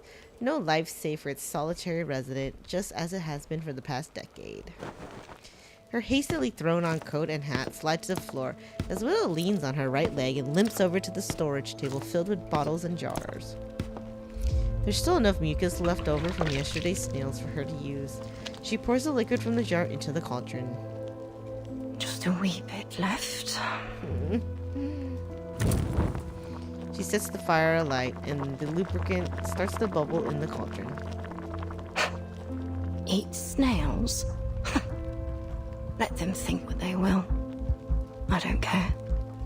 A fog hag. A toad monster. A failed work of an ancient alchemist. Yes, of course, Charlotte O'Hagan.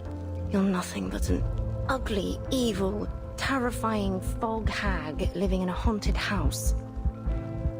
You deserve every bit of it. That's sad. She lifts her eyes and gazes out the window. To her surprise, she can see the moon, a flurry of small clouds slowly making their way across it, and a flock of silhouetted birds swooping and swerving in tacit harmony. Like the white sheep that roamed those vast rocky hills, like the witches in black robes who danced together in perfect unison. What an age. At last, witches no longer need worry about being captured in their sleep, pierced on a stake, or burnt alive. Our next competitor is our witch from Ireland, a once-in-a-generation talent! The ancient rituals are different now. We dance, communicating with spirits like a joyful game. The Uluru Game!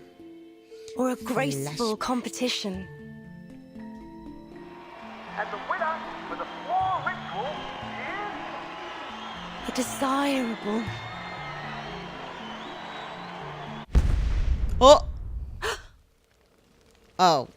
Girl, you got distracted. Wait, so they turned like actual rituals into like competition now, a game. That's crazy. You wish this one day this bunny makes a karaoke stream? Wait, did you miss yesterday's stream then? I karaoke'd for like 3 hours yesterday. Oh my god, my voice is dead from it. Pretty sure the VOD is still up. Yeah, YouTube was like, haha, copyrights. You have a lot of copyrighted songs in this video. But they let me keep it up. So I'm like, cool. Yeah, are the Arcanist sports events? Yeah, like it's like Olympics, right? Arcanist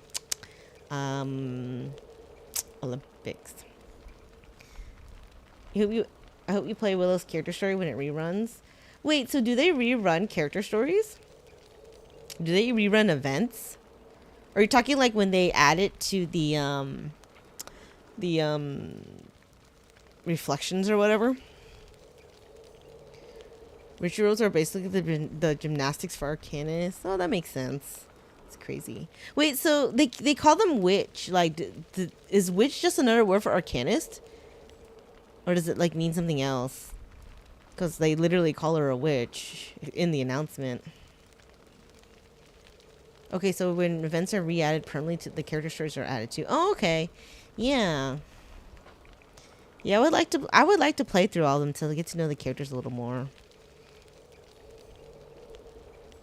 Oh, witches are specific. Huh, okay.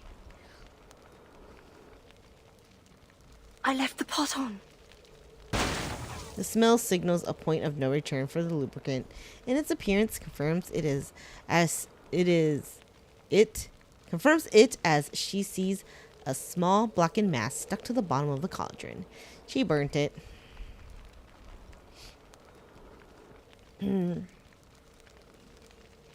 Wait, so for main story patches, only the character stories are re-added to reflections when the patch reruns? Okay. Wait, so you think Arcanist equals witch?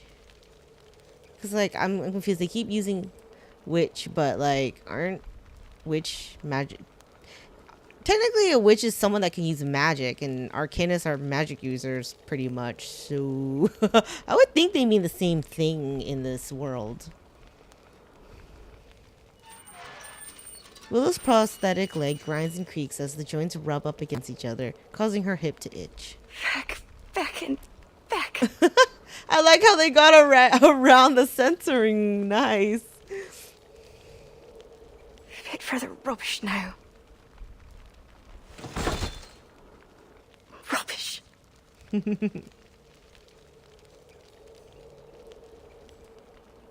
You think witches just refers to the way they do things? Fair enough. Kind of like a subcategory of Arcanist. A witch is considered to be people whose arcane skills required ritual type mediums. Oh, okay. That makes sense. Like Lilia called a witch because she rides a broom. Yeah, okay, that makes sense. Yeah, so pretty much like a witch is like a subcategory of an Arcanist. Everyone is curious about the witch's garden, and everyone fears it, except for one small bird. To her, it isn't so dangerous.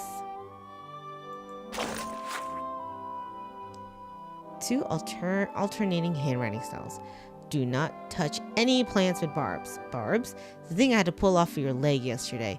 If a plant cuts you and the wound turns purple or the blood isn't bright red, knock on my window. At any time, even if you're dancing, at any time. In the evening, the critters will lower their top buds to the ground. Try not to step on them. Got it, so I can touch the top buds? What? Do whatever you want. Just don't come crying to me when they bite you. Stop squeezing into the damaged parts of the fence. Just use the front gate. Righto, I didn't know I was supposed to. I'm teaching you arcane skills so you can fly, not crawl. So cute. I guess she was just in a bad mood today. She was so mean to Flutter. Ah, Lily is also called a witch because she's a reference to the night witches from World War II. That's really cool.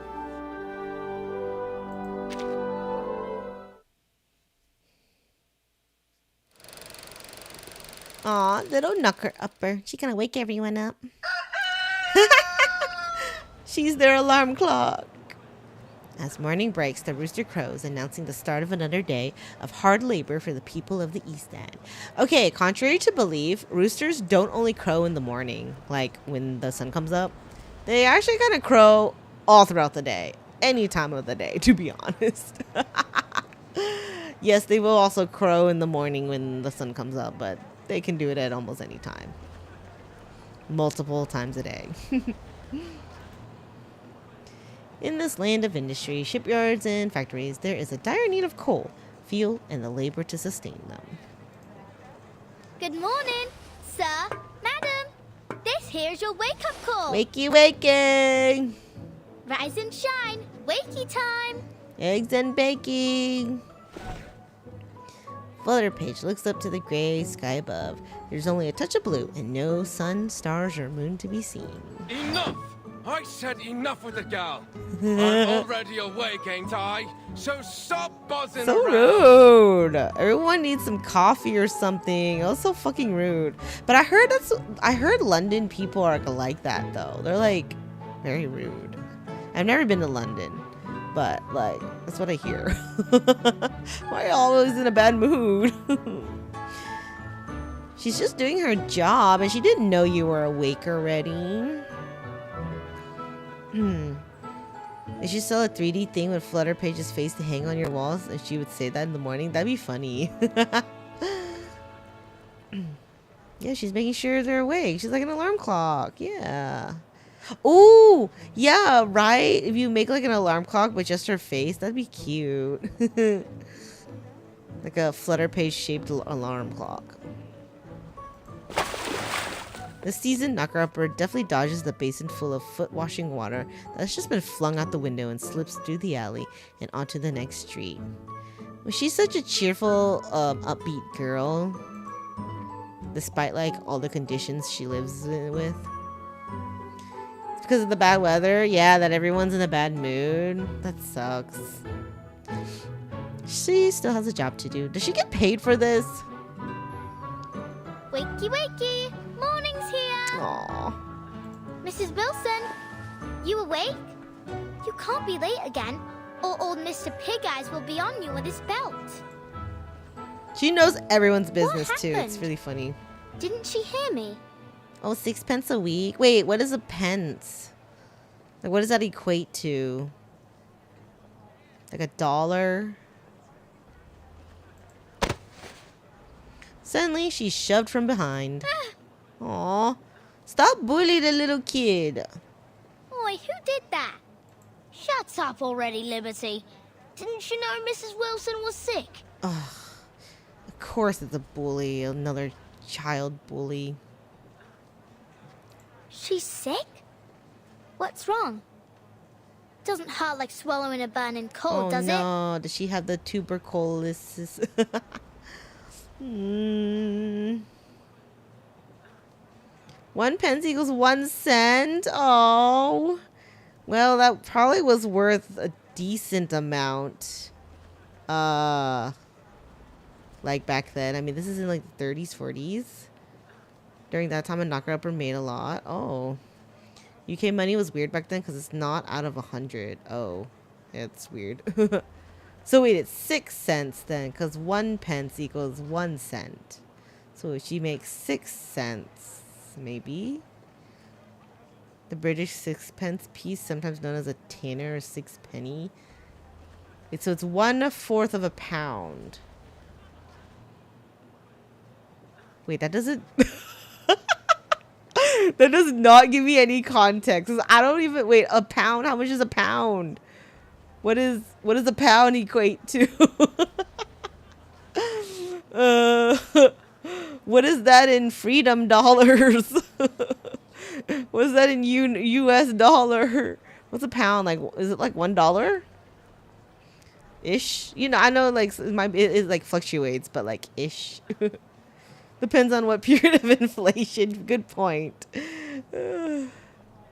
But okay, does she make enough money to live? I'm assuming from what she's doing. That's just like, does she make a decent wage? Who told you that? Yeah, Maybe. Plenty of folks have been getting that too. My dad says it's a curse. Magical tuberculosis. It's not a curse, dummy. I'm no dummy, Liberty. You are. Believing anything what that hag told you. She's a dirty, ugly old liar. And she's the one who cursed everyone here. Boy, you only think that because the adults talk rumors. Given by her clothes, probably no. Aw. But isn't everyone that lives on the street kind of poorish, like impoverished? She helps her family. Yeah. She's a toad. A toad what can't get out of her house to see sunlight. And decided to curse us all just because she didn't like the fair. That doesn't make sense, to be honest, but I mean, I get why they would think that. I should watch Flutter Baby's trailer. Oh, okay. We can probably watch it after we finish the event. You guys gotta remind me though, because I might forget. Yeah, Freddy's just jealous that Flutter Page has eyes. And he doesn't. That's funny. He's jelly because Flutter Page is so cute. Have you gone off your rocker, Freddy? Just leave me alone. Yeah, leave her alone. Like, fuck off. You got nothing to contribute to me. That's work, eh? You call knocking on people's window work? She gets paid for it, right? The boy rolls up his sleeve and pats his bicep. I climb up in the steam turbines to tighten up the screws. And I clean them chimneys from the inside. Think you can do that, eh? Well, how much do you make from that, sir? Like, that's not... You're doing more work. You get to do more work. So you're like, is this supposed to be a competition? Like, come on. I know, right? Bragging about child labor. It's like, dude. Oh, to be young and naive. But I don't want to tighten screws or climb up chimneys. I don't like the smells. Oh, so you like the smell of this black fog, do you? All thanks to your wicked hag friend. Go away. Yeah, you tell him, Flutter Page. She whips a clothesline pull at the boy's knee with a sharp crack. Yeah, no bully. You fight your bullies back. Ugh. Go fuck away. The boy leaps towards the girl, but loses her among the heap of rags. Huh? Don't you have better things to do, boy? Right? He's bragging about how he's more taken advantage of by the business owners. That's what I was thinking. I was like, dude, like, seriously. He swivels his head toward the sound and stands there shocked as Flutter Page definitely leaps over him. What the? She's a The fog tumbleweed. lady taught me this. Lady? You mean that hag? I should have guessed. You'd be that ugly toad witch's apprentice. Excuse me, girl. Go bitch slap him because, like, seriously. You're not my friend anymore. Was he ever your friend? Like, if he was your friend, he wouldn't be saying all this. She runs off deeper into Cross Street. Go back to your chimney cleaning or whatever you do. The old mansion looks just as it always does, from the strange garden to the ominous building, half lost in the haze of the smog. Even so, Flutter Page is hit by an unusual feeling, one she can't quite place. It's not snail delivery day, but after she threw me out of the house last time, maybe I'll go apologize. Maybe then I can learn some more tricks from her, or at least read her books. They actually do sound like dogs. They sound like yappy dogs. The creature eyes her wearily. Hello, hello. Now, why didn't you let Miss Tooth Fairy in last time? She's not a bad person. She even gave me some flying medicine. It was sweet and sour. You think Miss Willow's lonely? She needs new friends, and maybe some flying medicine too. I mean, she probably needs it, but does she want it? Her carbuncle seems to reject her assessment, leaping side to side in a clear display of defiance. But this time, I won't go through the window. Not that I get why she was so mad. Was it that I stopped her from eating breakfast, maybe? Girl, you interrupted her seance. Well, time to figure it out. I bet if I walk in from the front door, she won't be so angry. Maybe you knock next time instead of just barge into someone's house. Flutter enters the garden like she always does, except this time, the carbuncles don't make way for her. Oh no. They leap at her. Oh no! What's wrong? Uh-oh. She got 5 carbuncles. She's too pure and nice for it. Oh shit. Flutterpage swings a clothesline pole, but fails to drive them off. They close in on her, malice in their eyes. Fortunately, reinforcements come galloping through the smog. Miss Flutterpage? Oh shit. What in the blazes are you doing here? Good lord, I hope you didn't get hurt. Hat to the rescue. Miss Bartley, I'd advise you to please stay a safe distance back. No. Oh? New character? Just look at the state of this garden. Oh, Charlotte. Oh? What have you been through to fall this far? Oh, she knows her. She knows Willow. Okay, interesting.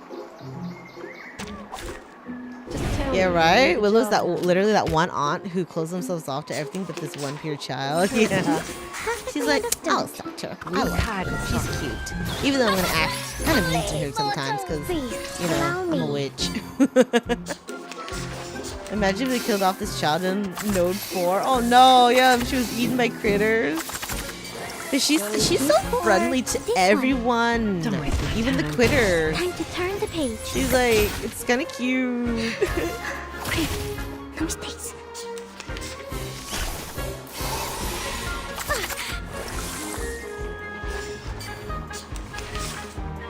Too soon? Perfectly understood.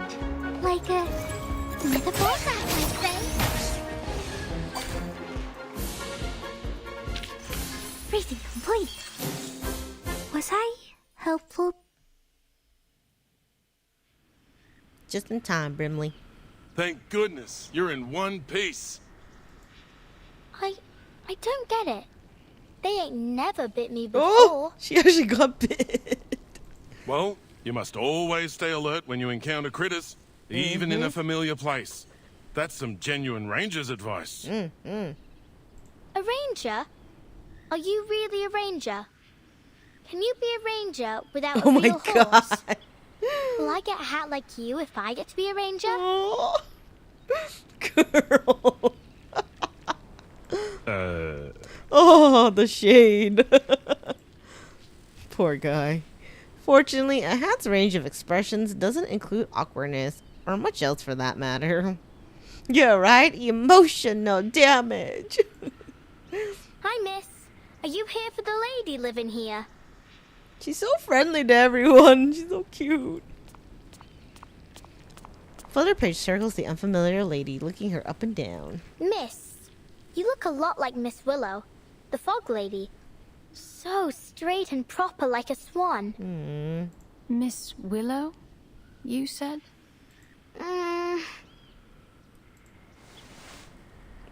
Flutterpage claps her mouth before realizing she wasn't the one to utter this name. Girl. Yes, Miss Willow. Did she say you were allowed to call her that too, miss?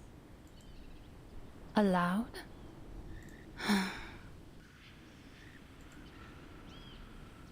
Even her sigh carries an elegant and melodious quality. What kind of nutter has she become? Oh! She became cray-cray. Thank you for taking me here, Mr. Brimley. I can handle the rest myself. She makes a gentle motion with her hand, signaling that she has finished talking. You're welcome. Let's go, shall we? Hey, little tacker? I like how... It's not safe to leave you here. I like how even though he's a hat, he still, like, kind of takes his, quote, takes his hat off like to bow or whatever. It's kind of funny. I'll escort you to the hospital. Miss Tooth Fairy needs your help. Aww. All right. Aww, he's crying. He's sad. Flutterpage holds onto Brimley's coat as the two of them leave the garden. She looks back a few times. Caroline remains totally unmoving. It's as though she can converse with the owner of the house through her stare alone. Or Willow's not letting her in.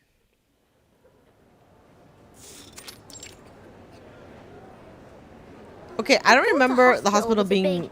big building. This is more like a fair.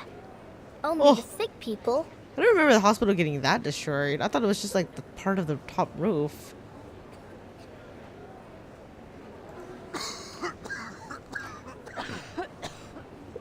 Maybe there's just too many sick people. I guess they don't have enough room. Patients lie on a basic steel frame beds. Their once pristine white sheets now marked with yellow and gray stains. Ew. In the face of such a scene, the bright flags of the Uluru games now look lifeless and limp. Well, you're right there, mate. It's not your typical hospital. Arthur's calling it the London Emergency Relief Centre for Special Tuberculosis Patients. Oh my god. I really like Brimley's voice. Like he sounds so cool. But it's still kind of a hospital, ain't it? She doesn't linger on this thought for long. The image of the unfamiliar lady in Willow's garden won't leave her mind. Who's that swan lady? She's not from Cross Street. How did she know Miss Fog Lady? Alright, thanks for stopping in, VG. Swan? I suppose you mean Miss Caroline Bartley. We're hoping she'll be our lifesaver. Mr. Fogg is here. Mr. Fogg appears behind them, looking rather pale. He's overworking himself. Lifesaver? Exactly so. There's a curious spark behind Mr. Fogg's eyes. He looks straight ahead as he speaks. See, my hat friend.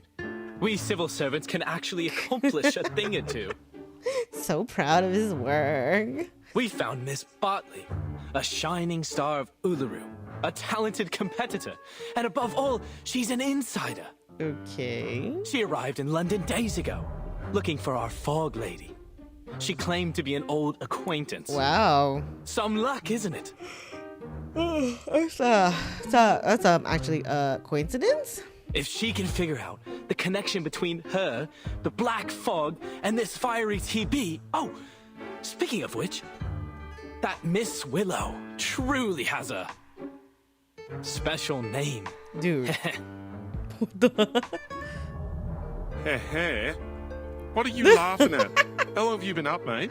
Oh, sleep deprived. A thought crosses Brimley's mind. His partner has probably hardly slept all week.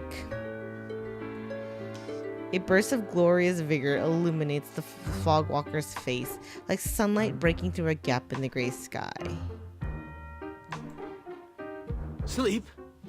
Who needs to sleep Oh at my a time god, like dude, this? you're delirious. I'm more than energetic. I'm a veritable locomotive. Better than ever. You're right, he's going bonkers. I don't need sleep, I need answers. Arthur, you need to get some shut-eye, mate. Just take a little nap, a little rest. Is that what you think? That I'll just go back home for a little rest now? Now of all times. Dead wrong, mate. We've got rounds to make at the London Emergency Relief Centre for special tuberculosis patients. Come with me, my chapeau chap. We've got a city to save. Mr. Fogg grabs the hobby horse and forcibly drags Brimley away with him. Oh my god. Oh, all right. Miss Flutterpage, go find Miss Tooth Fairy, would you? She said your arcane skill might be of some help. Poor guy. The two of them quickly vanish into the streets. My arcane skill? Help? How can I help a witch doctor? Maybe Miss Tooth Fairy will tell me. But where is she? so many people here. I can hardly tell them from one another. Oh, but she has got those golden fairies with her. Maybe I can see them. Oh. Like how Miss Willow taught me. To control the wind, you need to learn to see it first. Oh. Can you see the wind, lass?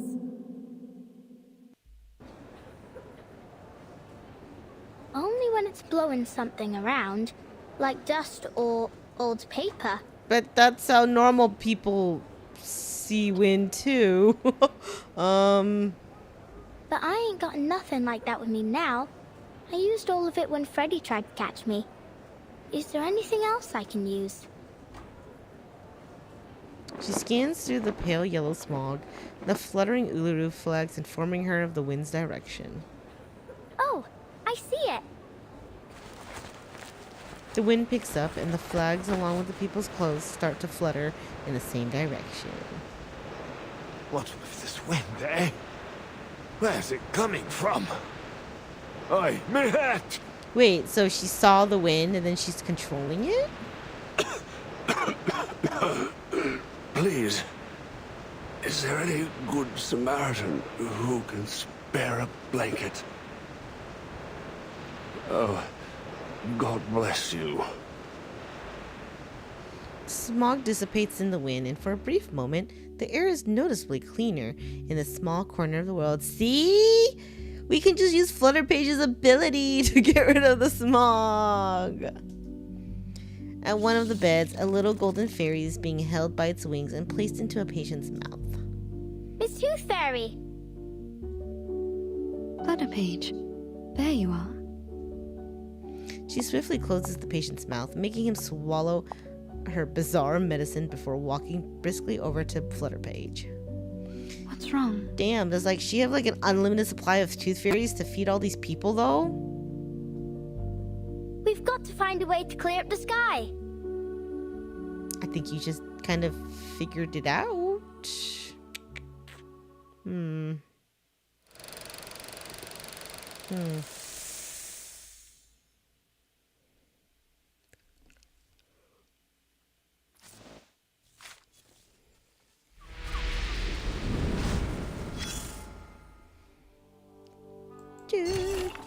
Some liken it to pea soup, others to the famous Spartan black broth. Notes on a weather chart. It is 10:30 in the morning, yet even by the window the page cannot be read without a lamp.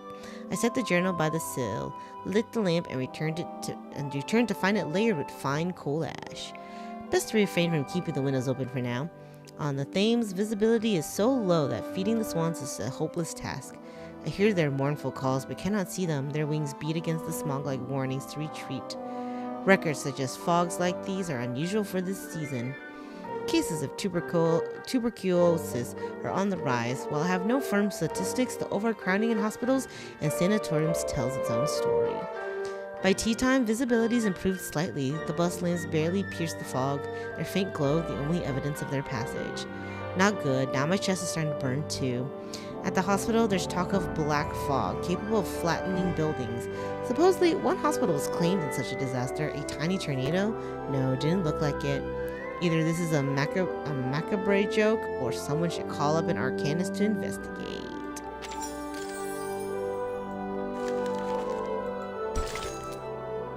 It's hard. It's a long word. Tuberculosis? I'm actually really bad at pronouncing words, though, so I am not the best person to depend on for that.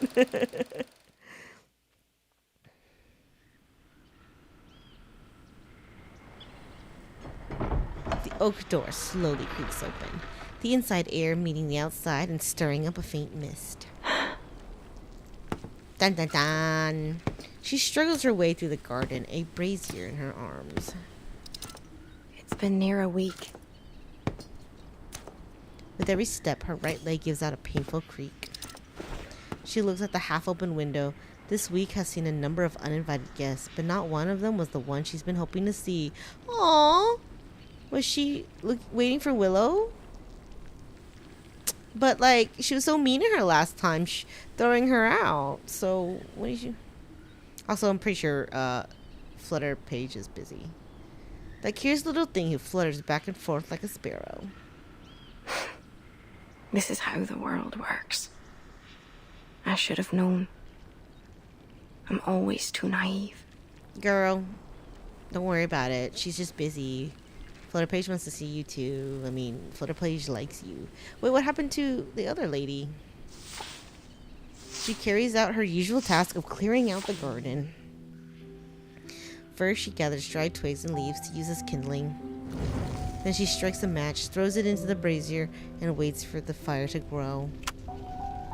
I guess you can clean your garden by burning everything. As the fire intensifies, she gathers the trash from around the garden, most of which is flung into her garden by her neighbors, and adds it to the fire. Oh, she's burning her trash. A dead mouse. Classic.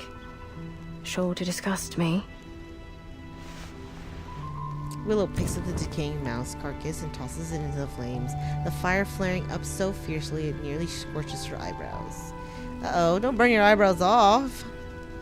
In the early years, she would often watch from the window, her dark eyes fixed on the people who passed by.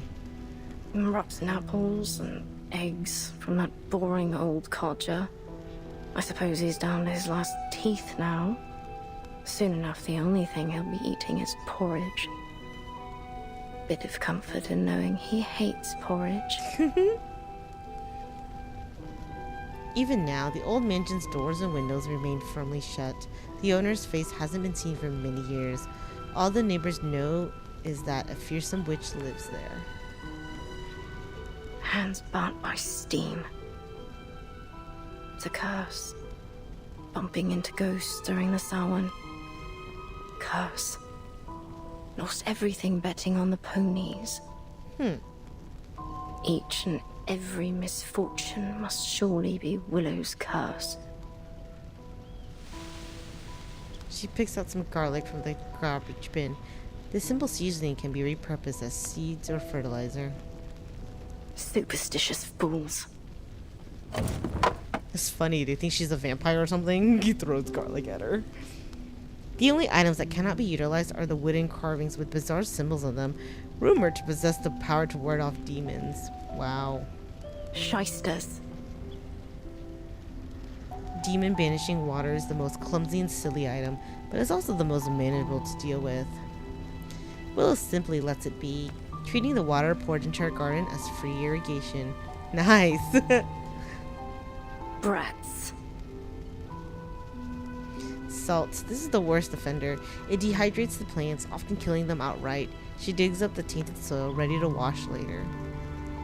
Oh. Well, now these are new, aren't they? Blood-stained rags. Ew. Wonderful. Sooner or later, they'll all cough their lungs out.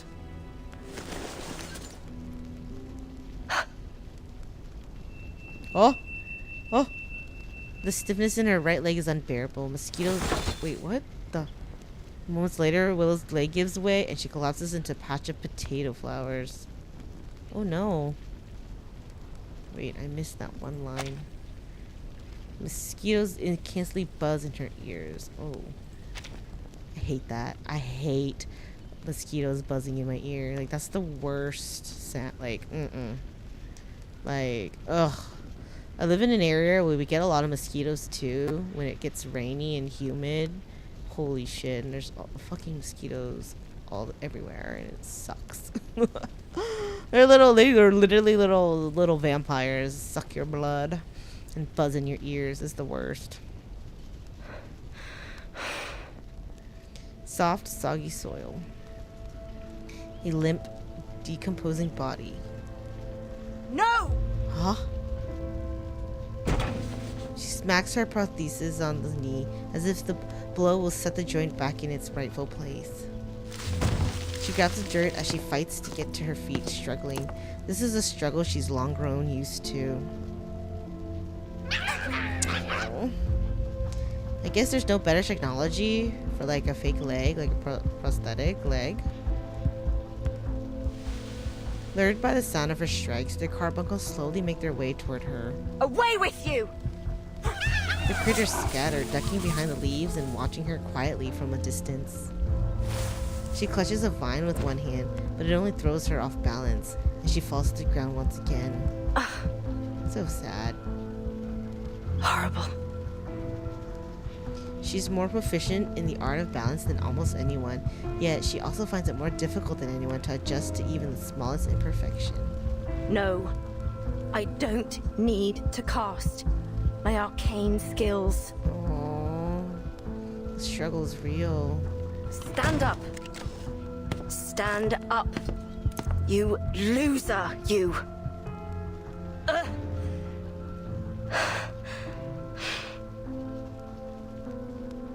I need machine lubricant. I suppose I need to buy some. This time she makes it to her feet. I mean, poor lady. I see why she's always in such a foul mood. Like, it's probably such a struggle. But it's so sad though. Like, she by herself. She doesn't have anyone to like help her. It's so sad. I can do this. I will do this.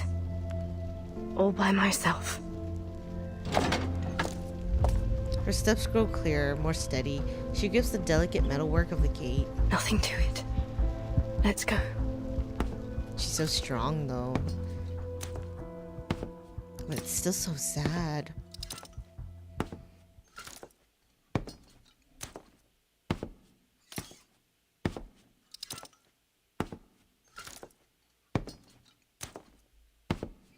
Her leg clacking like a slow, mournful melody, she steps into the smoggy, somber streets of London. Oh my god, she's leaving her house?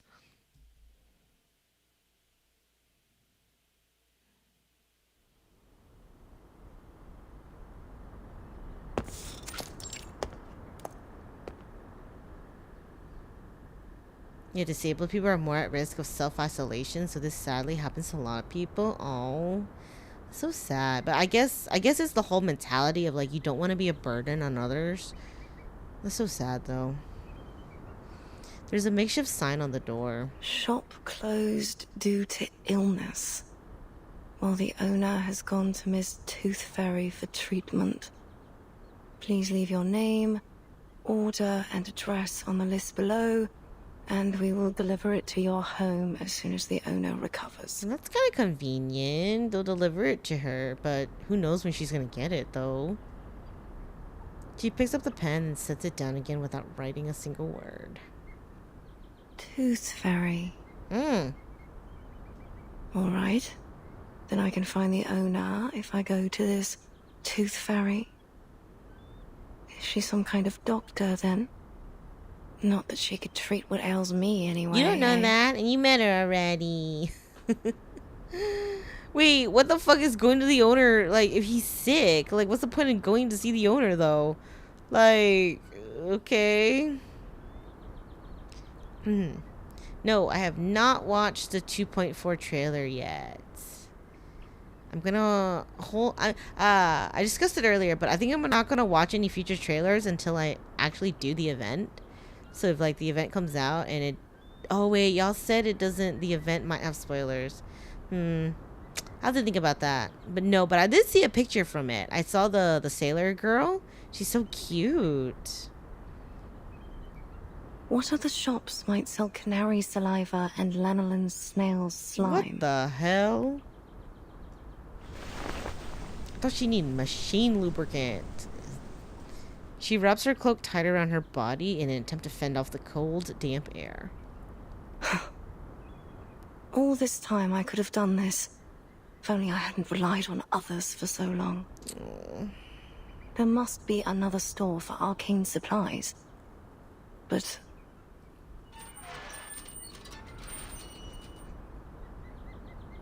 I think I need to lie down. Alright, bye Jennifer. Thanks for stopping in. But wait, but like, okay, I'm assuming her leg then is very specialized because she says she needs an arcane store. Because I'm like, can't you just use normal oil or something? Like actual machine lubricant? Instead of like these weird ingredients. The cold hues of the night still linger in the morning mist. The Thames has never looked so quiet. Across the river, earth-red flags flutter like burning balls of fire. A smattering of white emergency medical tents are scattered below them. A trampled Uluru Qualifiers flyer floats down to her feet, brushing against her ankle. Sports fanatics. Black fog. Strange tuberculosis. All these things have nothing to do with me. All I need are my ingredients. Nothing more. I ought to just order what I need as a home delivery. Ask them to leave the package at the entrance of the garden once a week. Yeah, I'm surprised she doesn't do that. As for the fees, I'll just have to sell all me old medals. That'll be enough to support me until I become a proper hag. Then I can never leave my house till the day I die. Oh my god. Oh, so dark.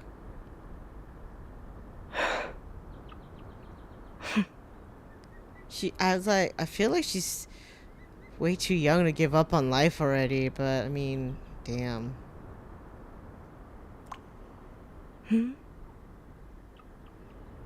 There's something dark rising up from the water. Seriously? It's nothing special. Oh. A bit of old rope. Or an old boot. Why can't it be a swan? A black swan here? Really? That's why you ought to go out more often. Else you'll miss these precious moments. A chance to see something special, like a black swan. Look at it. Some creatures are born with these smooth, pitch-black feathers. But it's only under the sunlight that you can see their iridescent shine. That's when all the other animals can only look on and feel themselves inferior. They can never stand out from the crowd in the same way. Your silence is an answer. I know it. Just as I know every time you lash out and curse, you're cursing your own failure. Walk closer, Charlotte. Why don't we take a better look at it? Look at its gracefully long neck, those magnificent wings, and how it glides across the water. All swans are beautiful, but only the black feathers make it truly stand out. Inner monologue. It brings back some memories, don't it? The feeling of being one with the swans, and the flow of each step of our dance. We were so close to perfection. All we needed was for you to spread your wings and fly. Fly to Paris, Cairo, Istanbul, and eventually to the Uluru Rock. Then it comes to me, and I can hold it in my arms, lift it above my head. This perfect, shining golden medal. Standing on the Uluru Rock. I'm assuming this is where the finals happen.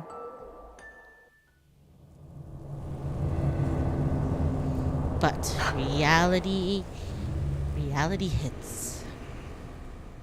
Miss Willow, but what are you doing out here? Aww. You've got to move. Black fog is coming straight for you. Oh. Attack black fog. Ignore the noise. Eyes on the swan. Lady? It's only a tacky white swan, covered in soot. Oh, that's so sad. Oh. How ridiculous it looks now. Wearing that false disguise. The poor thing. It must have been covered accidentally. Miss Willow, why are you looking at that swan? It's dead. That's so sad. Of course it's dead and gone. That's right. What kind of swan would want to be with something so ugly and Oh stained? my god, the self-deprecation is so strong. Of course it's ended up alone. Died alone. What else were you expecting? You didn't really believe that spread your wings and fly bollocks, did you? Hello? Can you hear me, Miss Willow? You ought to thank the black fog for lifting your illusion. Damn, that's some crazy concentration Now for you her can to see just it rightly. ignore Flutter Page like that. You're not some special black swan that was born to greatness. You're nothing but. Miss Willow, what's wrong with your leg? But a cripple. Come back for the paint.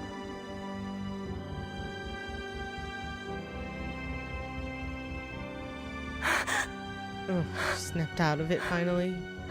Oh, poor lady. 25 is hag age? What the heck? Wait, that would make me like ancient hag then. What the hell? 25 I feel is still young. Wait, actually, did you know at like age 25 your body literally starts dying? Your cells start dying like faster than your body can recuperate. So yeah, literally you actually start dying. Literally your body's starting to die at 25. Isn't that like sad? I feel like 25 is kind of young. Come to the dark side, we got cookies. No. And therapy, yeah, no. Like, I don't think therapy existed back then. No, she's crying. It's so sad. We start dying from the moment we're born, to be fair. Well, no, I think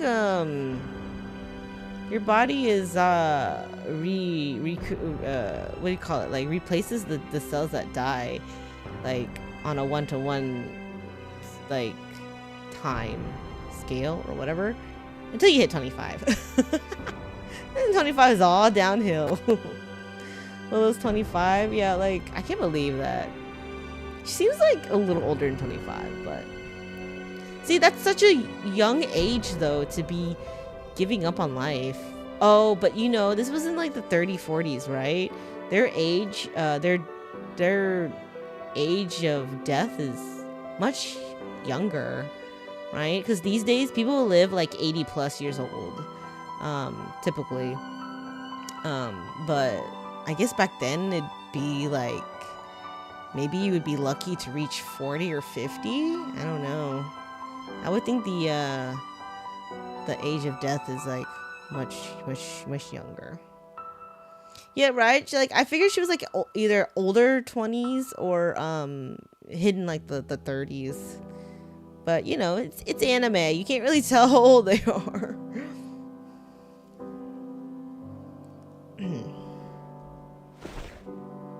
Willow lowers her head to see that Flutter Page is standing at her feet. Tooth Fairy stands a few steps away, calling out to her. Oh, Flutter Page is so concerned. Flutter Page gently touches her prosthetic leg, revealing the secret she has been too proud to admit for the last 10 years. Why didn't you tell me about your...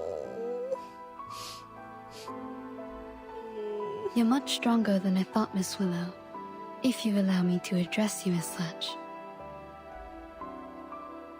Leave me be. I'm going home.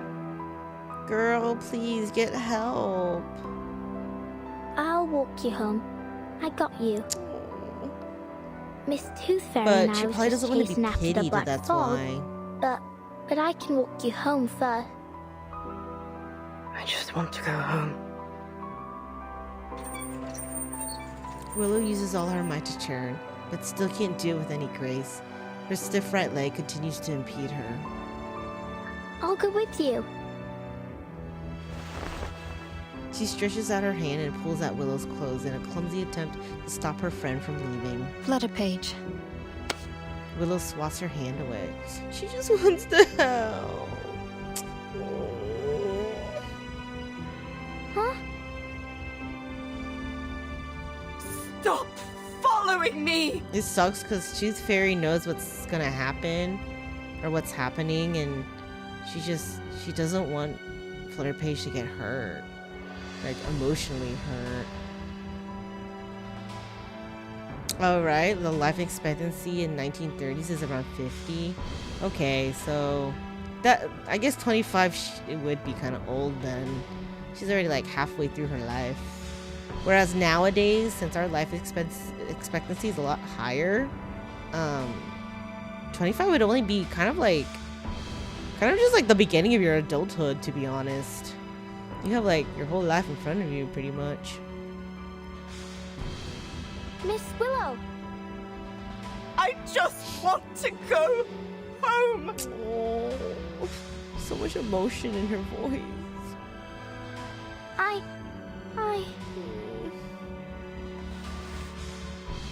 Flutter Page remains in place, her eyes suddenly filled with tears. Tooth Fairy steps forward and pulls her into a hug.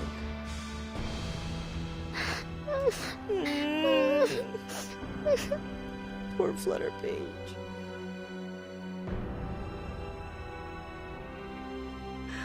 I don't want you to follow me.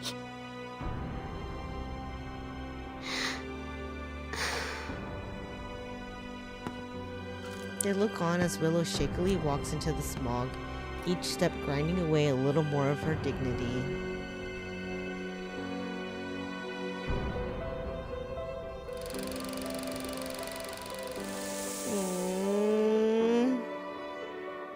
So sad.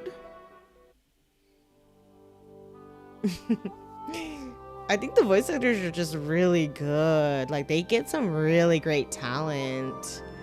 Like, it's crazy. Like, the voice actors have such crazy emotional range for these characters. Oh, look, I get something.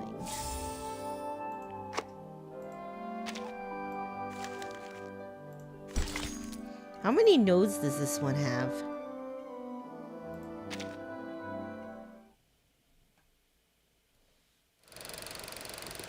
Brunch.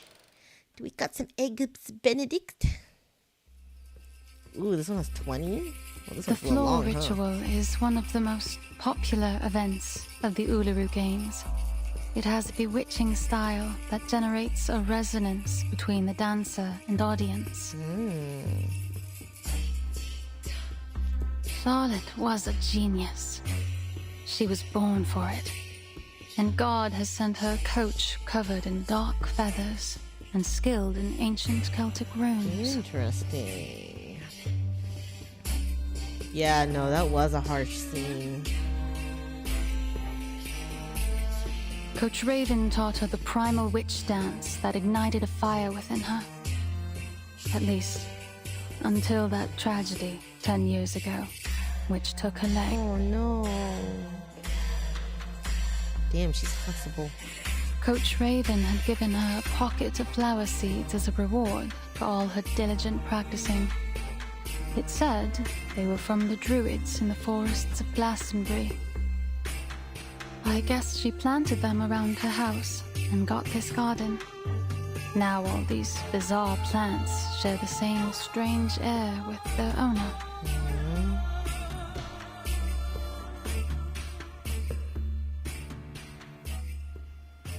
The plants in the mansion's garden are all drooping toward the ground. There is a new sense of weariness that wasn't present during Tooth Fairy's last visit. It's crazy, the plants are like reflect the owner.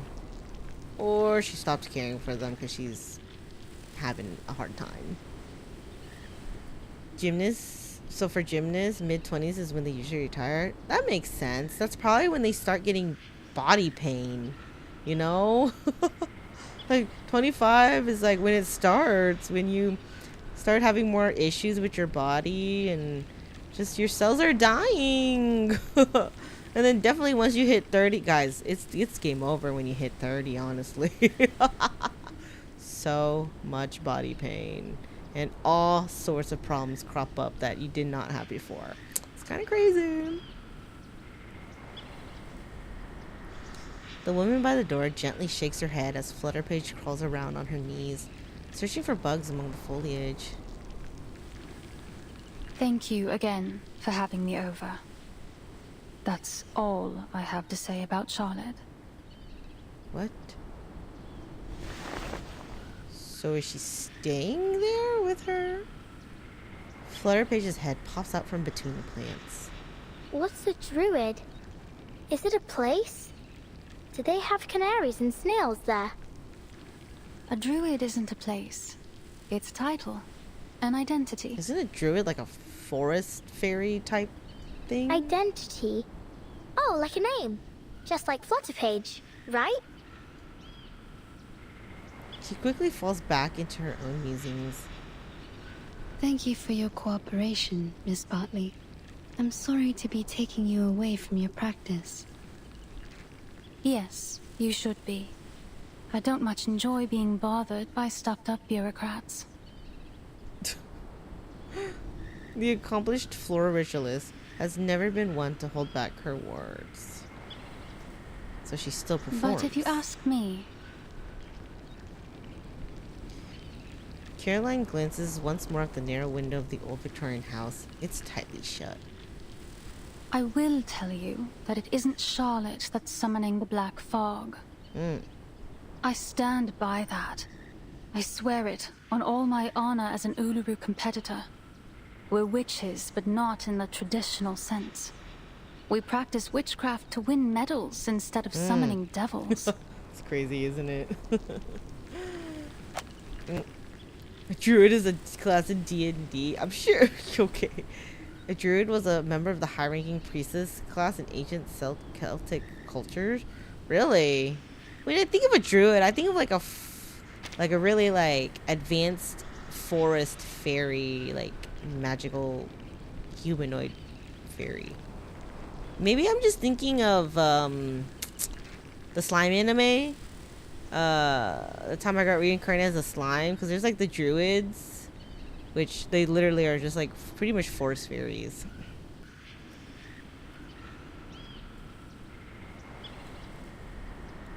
Yeah, druids are like nature focused classes in RPGs. Yeah, right. Oh yeah, Druvis is also a druid. See, that's why I was like it's plant related.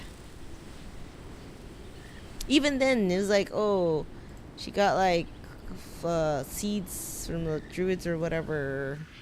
Very like plant based, plant related. We trust you at your word. It seems like that concludes our investigation into this fog hag. Thanks again, Miss Bartley.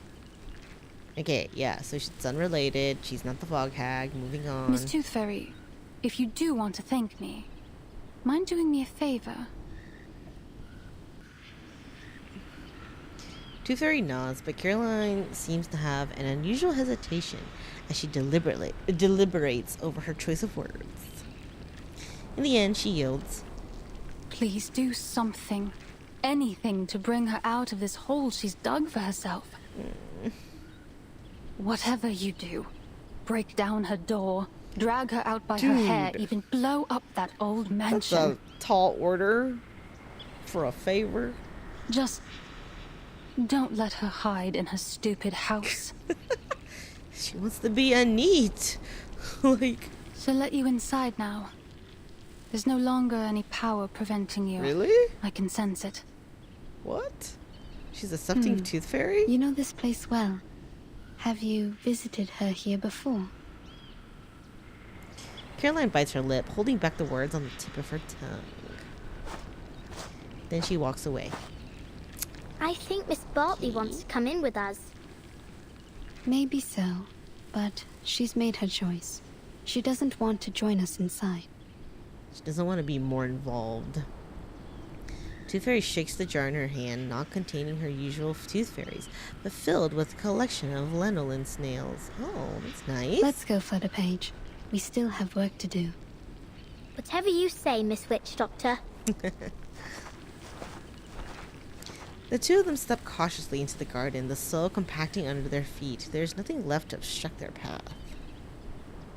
They step around a few threatening-looking plants as they take the winding road to the creaky oak door. Tooth Fairy goes to knock, but the door swings open the moment her knuckle hits its surface. The door isn't locked. Let's get inside. Guess that's her way of saying you can come in.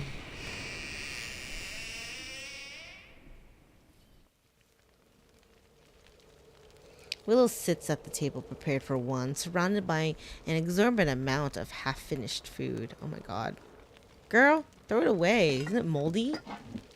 Aside from the full English she's currently tucking into, there's a Scotch egg, a half-eaten cotton chips, and a steaming apple crumble. Damn. She's got like, where did she get all this food? And how does she make money? Sorry to interrupt. Willow casts aside basic manners, neglecting to invite her guests to sit, and cuts herself another piece of sausage. Oh my god, is she binge eating because she's depressed? Diets high in sugar and fatty oils may well lead to stomach illness, Miss O'Hagan. Oh, she sells her own medals? That's so sad. I guess she also doesn't want to be reminded either, so she's like, good riddance. She continues to eat her lavish brunch. I choose the name Tooth Fairy instead of my real name, Campbell. But did you choose to let people call you Willow? Or do you prefer the name Charlotte O'Hagan? That is the name of an excellent Uluru floor ritualist. Oh. The crash of silverware interrupts her once more. Then Willow sweeps her arm across the table. The silver dishes clatter loudly as they fly to the floor. Ooh, you triggered her. Tooth Fairy. Some kind of doctor, right? I think your prescription is a little fuzzy. I'm no athlete. I've only got one leg. This Charlotte has nothing to do with Willow. Just like I've nothing to do with the Uluru Games. She's like, I threw So that far as I identity know, aside. the Uluru Games do not exclude people with disabilities from full participation. To be sure, but only if you enjoy parading yourself around for embarrassment. I think I'll pass, thanks. Yeah, even if they don't exclude, it's like, how are you supposed to perform now? That's really sad. No one should feel embarrassed by competing, least of all the competitors challenging themselves. That is the point of the Uluru spirit. Willow rises with great effort, fiercely stamping the floor with her prostheses in the process. Excuse me? I don't remember having asked you for a running commentary. I'm sure you already know the answer in your heart. You have wisdom and experience. Who even invited you here? It's time you leave. She's getting aggressive. I'm here representing our mutual friend, Flutter Page. Oh, she left her outside? Oh. At the mention of this name, Willow pauses and takes a step back. What for? You were mean to her. I understand that usually the only one welcome inside is Flutter Page, but I'm here to apologize on her behalf. Apologize? Aww. She places a small jar of snails on the table. What's this? An apology gift. She ran off a little before sunrise to collect these for you. Aww. What a good kid. She collects these arcane creatures you use to make the lubricant for your prosthesis, right? But she's afraid that you'll get angry at her again. So she asked me to give it to you. It's so sad. Oh, I see. Now I'm the hateful, angry, wicked witch. No, you're not. The things that these people say about you, they aren't true. As I mentioned, Flutter Page wanted to apologize because, quote, she didn't want to break your heart. Oh, so sad. No, Flutter Page is so sweet. Miss Bartley has told her many things about you. She never knew you're such an outstanding competitor. Caroline. Tooth Fairy slowly pushes a jar of snails closer to her. So, will you accept her gift? Willow delicately places her fingertips on the jar, neither pushing it away nor taking it. Ugh, nosy little brat. But she says that with, like, concern. Where is she now? In the temporary hospital? You want to see her? Aww. The witch's features twist like a knot. Don't push me! Oh my god, girl! Ugh. Stop getting triggered, please. She's like a ticking time bomb. She pulls the snail jar closer to her. All right, it's my own fault. I shouldn't have treated her that way. Aww. That what you wanted to hear, is it?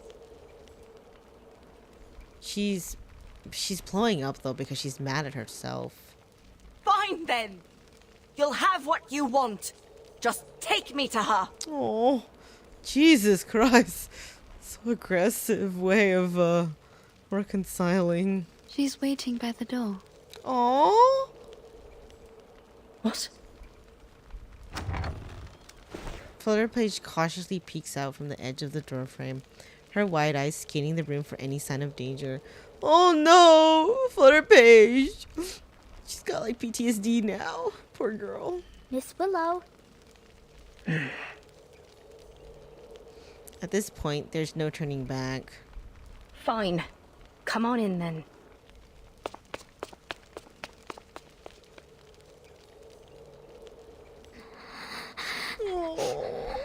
Oh, Flutterpage. Why is she so cute? Don't be mean to her. Unable to deal with her emotions, tears well up in Flutterpage's eyes once again. Oh, she's only a kid. Come on, be the better adult here. Oh. Listen, I shouldn't have treated you so wickedly the last time. And the time before that. Oh. Tooth Fairy gives a silent nod. Now would you stop that crying? At least not here in my... Oh, Flutterpage. Without a moment's hesitation, Flutterpage charges toward her. Oh, Willow's hands open and close like a spider raising its front legs in fear. Oh my god. She doesn't know what to do with this crying kid. She's not sure whether she can catch this chaotic bundle of rags. Aww. Oi. She manages to catch her, only to be knocked back to the floor. I'm sorry. I'm really very sorry. Oh, Flutterpage, she's so cute. I swear I won't break into your house no more. I'll only come in when you let me. I'll do anything you ask. Say anything you need me to say, miss. Aww. What a good kid. She just wants to hang out with Willow. She unconsciously looks to Tooth Fairy, only to see that her full attention is directed at the Uluru floor ritual painting on the wall. She's like, I'm not getting involved. Willow gently taps the back of Flutterpage's neck through several layers of old clothing. So, could I still come around again sometime? Willow presses her hand to the girl's mouth, stifling her sobs. Stop your crying first, lass. Okay, I'll stop crying. With a soft push, Flutterpage drifts into the air like a sheet caught in the wind. Even with the removal of Flutterpage's weight, Willow is left on the floor, unable to get up. What? Can I help you? Aww. This kid is so good. Why can't all kids be like her? So cute. Flutterpage moves closer, reaching out both hands in line with Willow's. She takes the offered hands and rises steadily, the sudden gust of wind helping her find her balance. Enough. Enough. I've had too much of this for one day. Would you mind if I politely asked you to leave? You do have a black fog to chase after all, don't you? Just so you know, it truly has nothing to do with me. It's like, oh yeah, our original objective. Miss O'Hagan. Call me Willow, child. What else do you want to say? Would you let the food stay in your tummy for a bit longer? Eat a little more. I don't want you to be so skinny. Oh, she's so concerned for her. So cute. Willow pries Flutterpage's arm from around her waist, gently pushing her back. She's like, you so scrawny. All right, now leave me be, please. She's like, I can't handle all of this. Too much people for one day. Two Fairy takes Flutterpage's hand, and as they leave the room, the old house sinks back into silence. There's no sounds save for the heavy ticking of the grandfather clock.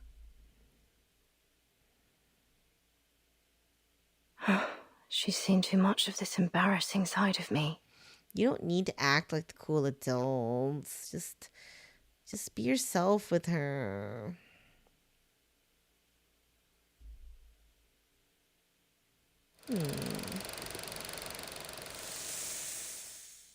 Wait, so people think Willow has bulimia? Wait, what's that? I've heard of that word before, but I don't know what that is. Oops, sorry.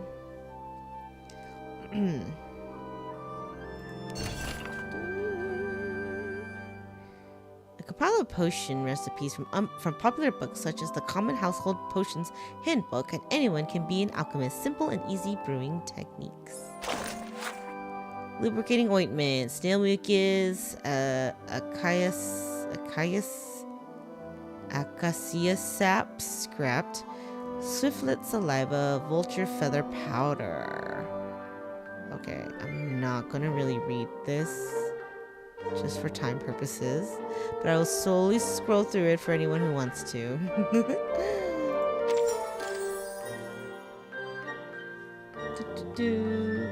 Because Flutterpage says she should leave the food in her tummy longer. Bulimia is when you binge eat before purging. Oh, okay. Isn't that that's like a disease, right? Like, they kind of do it. I mean, I know it's like it could also be a mental thing, but it's so crazy. Yeah, it's like an eating disorder, yeah. Did I pull Brimley? I think I did. Did I get Brimley, guys? Wait, I don't remember. Because I got Flutterpage. But did I actually get Brimley? I do have Brimley. I forgot I got him. Ranger Brimley salutes you. He's a fun character. He's a fun character in this game. I enjoy him. His chit chat. Wait, what's a chit chat?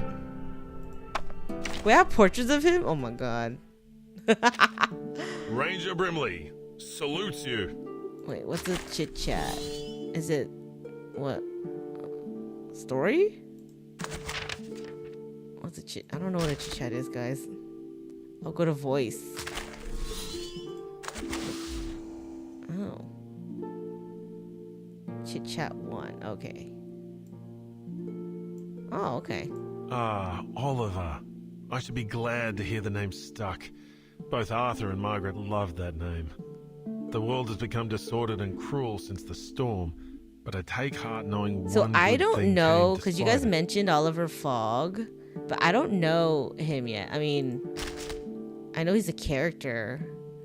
Do you meet him before this event? I'm assuming, because he has like stuff. Wait, hold on. Who is Oliver? Oh, he's so cute.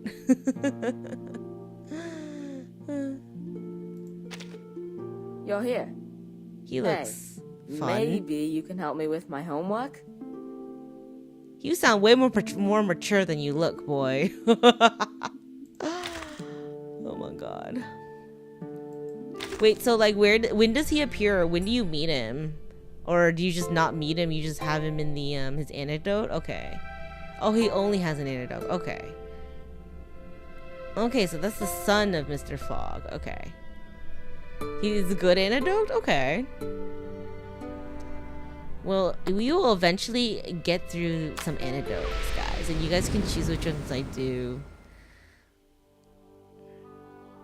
It's literally one of the best? Really? Okay. Okay, so he appears mainly as a cameo. Okay. So he doesn't really appear in any main stuff. He's mainly like a side character.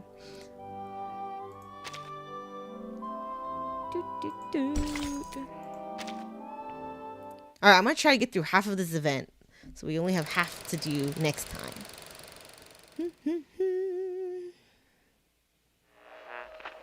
So, I dreamt of eating a marshmallow last night, but it tasted like rubber.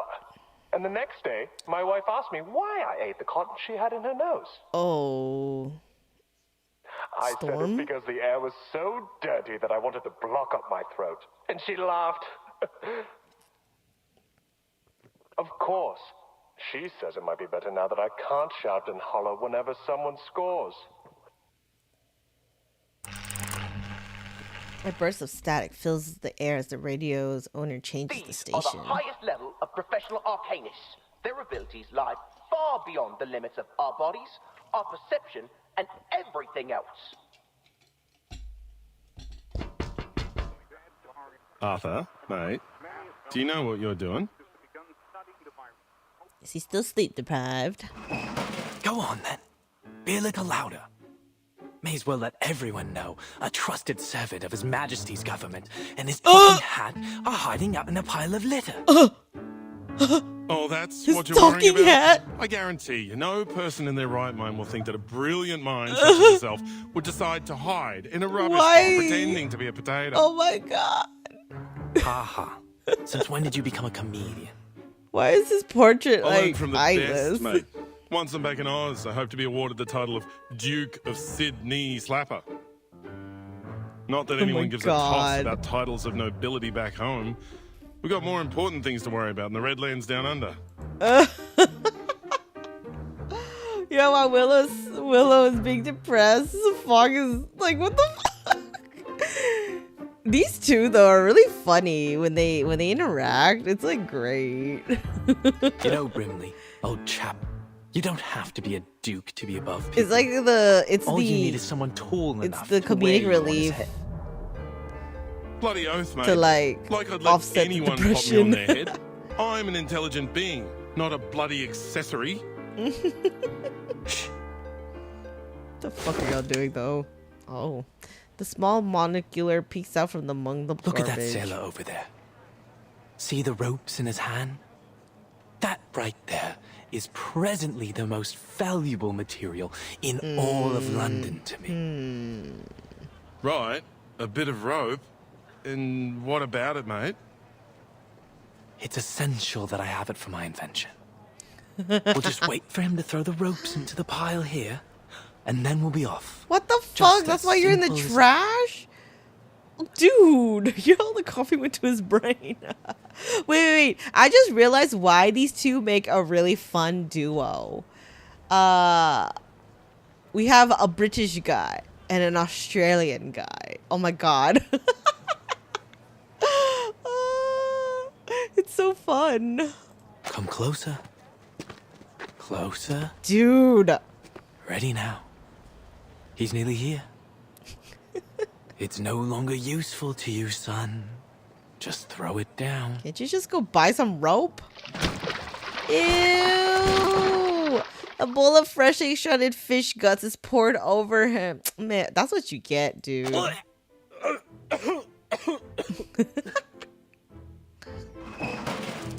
Yeah.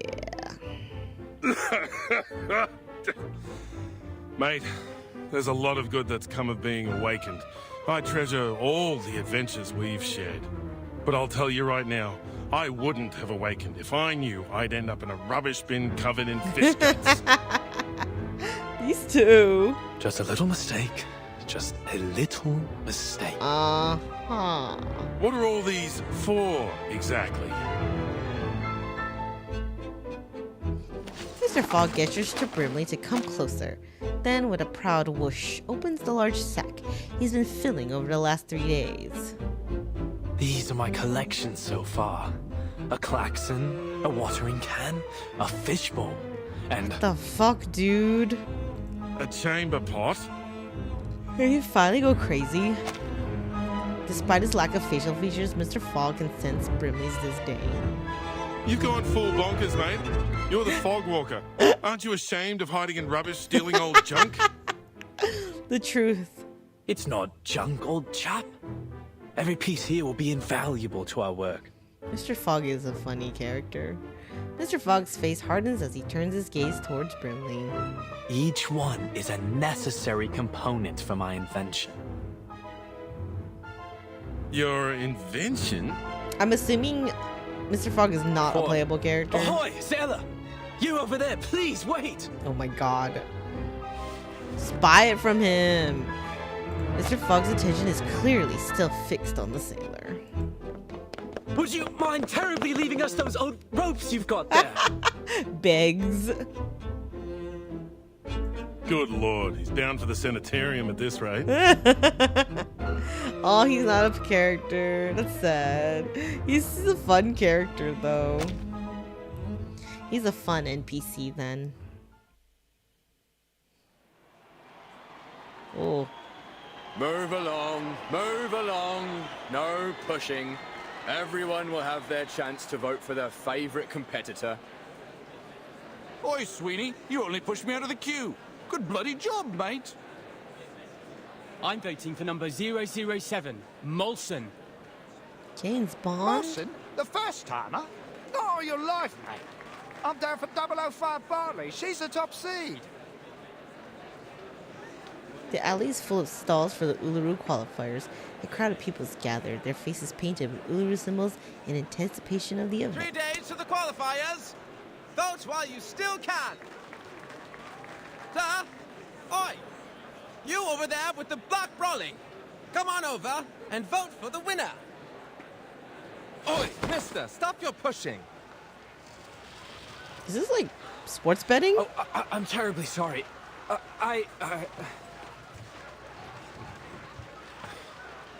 Sorry, mate, we're on patrol. Sir, we have a situation over there. Let's follow them. Now introducing the competitors for the Uluru London Qualifiers. Bartley! Bartley! Bartley! Oi! Who pushed me?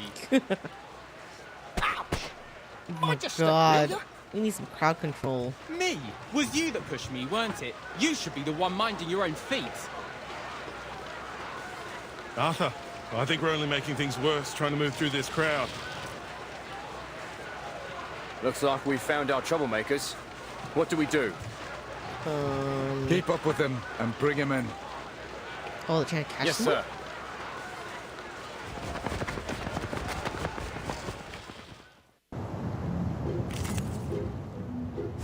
Oh? Got to battle? Just tell me when you need the job done. We got battle the crowd. Stop pushing! No, you stop trail pushing. was all too obvious. I'm getting grappled.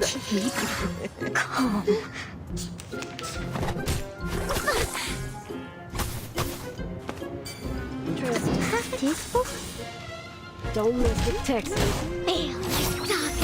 To read.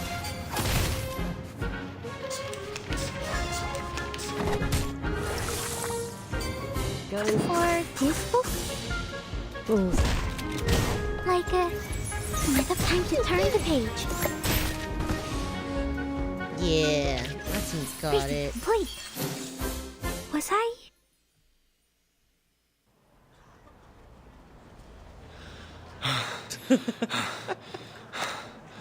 So amusing.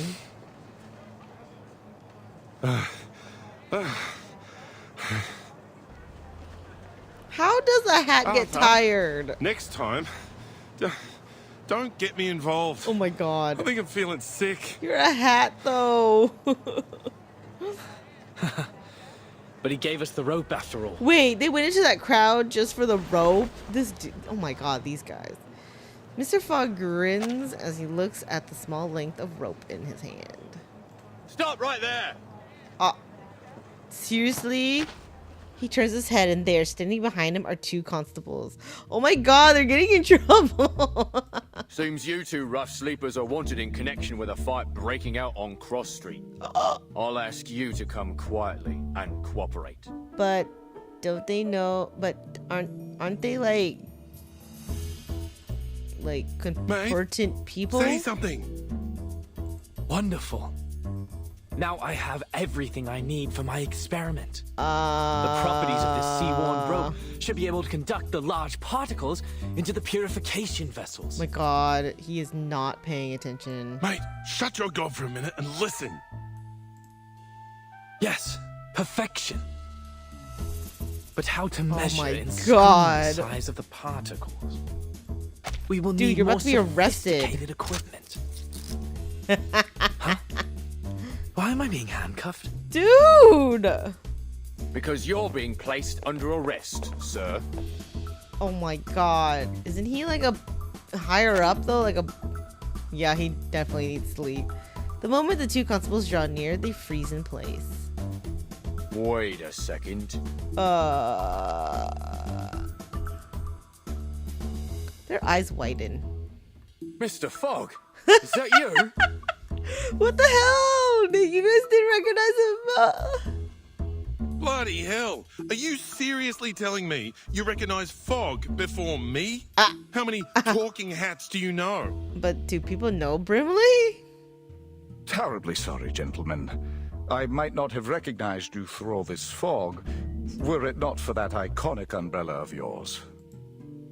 Oh, naturally. Just as I've somehow failed to recognize the 2 ignoramuses that tried to handcuff a hat. Wait, yeah, how does that work? Oh no. The shorter constable gives a series of subtle eye signals to the other. We're sorry again, Mr. Fogwalker and Mr. Brimley. Oh my god.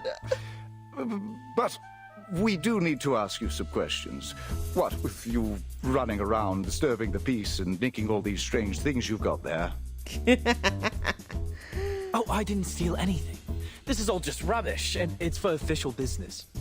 I'm going to lift the fog from London. You could have just bought that stuff. Or did you need it used? The 2 constables pause for a moment before their faces break into awkwardly sardonic smiles. I see. All just a terrible misunderstanding then. Naturally, a bit of old rope, a car horn, unmistakably the latest in technology. Wow. These poor police. Anyways, mates, best we let you go. You've got a city to save. Yes, stop wasting their time. We'll be off now. Oh my god. With the handcuffs removed, Brimley takes a moment to stretch. What? He has a hat! How does he stretch? Wait, how did they put the handcuffs on the hat? None of this makes sense. Glad that's over. I'm no fan of handcuffs, even if I don't have any hands. Dude! Are they gonna explain that? They're not gonna, but oh my god. A little quiet, old chap. I'm just in the middle of a thought. How might I assemble it? I'm sorry, mister, but I just heard what happened. Huh? Huh? Huh? Neither one of them had noticed the little girl who had appeared before them. She looks only half as old as Flutter Page. Did you say lifting the fog, mister? Are you really going to get rid of the big, scary fog monster?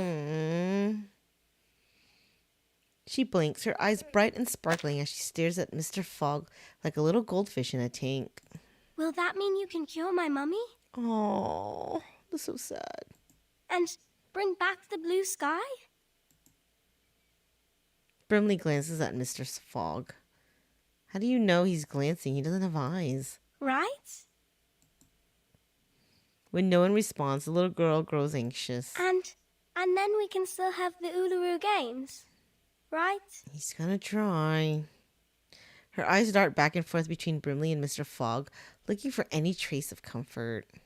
My mummy said if the fog keeps sticking around, making people sick, then the games won't come. Didn't they already cancel it?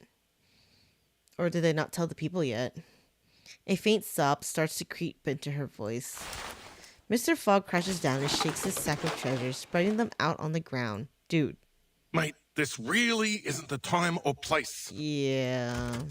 A klaxon, a probe, a spoon, and a spool of weathered rope. Assembled like so. Perhaps using a large pot or a baby's bathtub. He furrows his brow, absorbed in the task at hand. The girl gets on her knees as she leans in to get a closer look. It will still need a touch of the miraculous. He gently blows into the base of the glass vessel. What the? Out of this junk he created... Okay. There's a crackling sound as a few sparks of light flash briefly in the glass container. Wait, I forgot. He's an arcanist, isn't he? He can do magical things. Before long, a tiny, steady light is glowing within. Voila! Oh! He made a filter? Oh! The machine hums as it draws in air, filters it, and releases through the other side. Oh my god. See, I told you guys in the beginning. I was like, you guys, they just need a big filter. He actually did it. What the fuck? No, in the beginning when there's all this smog, I was like, just use a giant air filter. Oh my god. Then that, or use Flutter Page's wind ability. Yes. He predicted it, guys. The Uluru Qualifiers will not just be fog-free, my little friend. Aww. They will be sunny. Good job, Mr. Fogg. But I'll need some help. Would you and your friends join me in this project, young lady? Let's make a shit ton of filters. I know, I don't think filters existed in that time, but hey, he just created one, okay? He invented a filter. Yes, I'll help. I'll ask my grandpa, my mummy, and Auntie Martha to help too. The more the merrier. We are going to build the largest fog purification machine on Earth. The London Air Pollution Auto-Detect Cleaner. That just looks like a great honking big vacuum to me, mate. But it's not. It's a air purifier. He literally created an air purifier. Thulis, Sulis, all life's offerings I bring, as sacrifice to you from the growing spring. The light will sprout within the world's egg lay. Your endless quest brings parents' joyful day. Parents' joyful day. What are you, a parrot? After hanging in the upside down pose of her ribbon dance for an hour, Willow finally decides to break the silence. Fine. Keep on then. Annoy an old woman to death if you like. Hey, she gave her permission. Another bad mood, eh, Miss Willow? This one's your worst this week. I counted it up. Every 32 hours. Steady as a clock. You start scolding me, scolding the plants, the ants. She knows her so well. It's so I funny. thought we'd agreed. No more peeking round my house without permission. Yeah, but you didn't kick me out, did you? And you gave me some rye bread and lemon jam. Don't quite know why you keep trying to act the big meanie, Miss Willow. I know you're a softie now, deep down. She's calling it like it is. Leave it to children to be so blunt. The ribbon suspending Willow finally gives way, sending her quickly to the ground. She hits the floor with a heavy thud. Miss Willow! Ouch! Oh, it hurts. Are you practicing the qualifiers? A distant voice reaches her. The corner of Willow's mouth twitches. It's like, ugh, another Hello again, unwanted Miss visitor. Swan. Aha! A blonde woman stands on the other side of the garden fence, her face half covered by the curled stems of a carnivorous plant.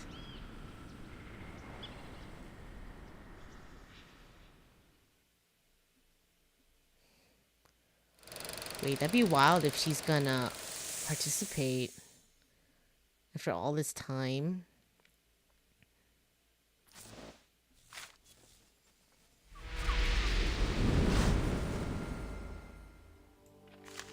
Oh my lord, this one has some long chapters, huh? We're already over 3 hours in. I'm not even halfway done. Getting a little tired, but let's try to do one more.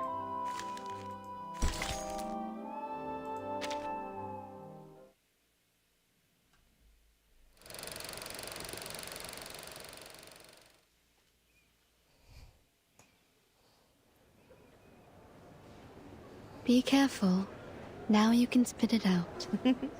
Right.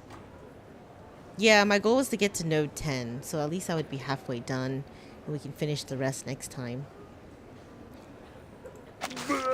Ew!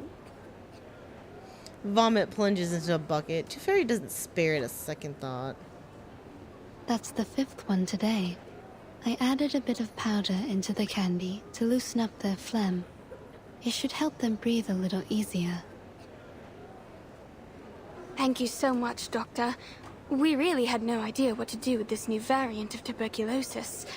You and the Foundation have been a real asset to us. So was the goal to make them puke? You're welcome. This is a matter of vital health for all of us. I'm very glad to see the treatment is proving effective. And I hope that our clinical experience here might contribute to solving this fog curse as well. All I'm hoping for is for this mess to end soon, so we can go watch the games together. Really?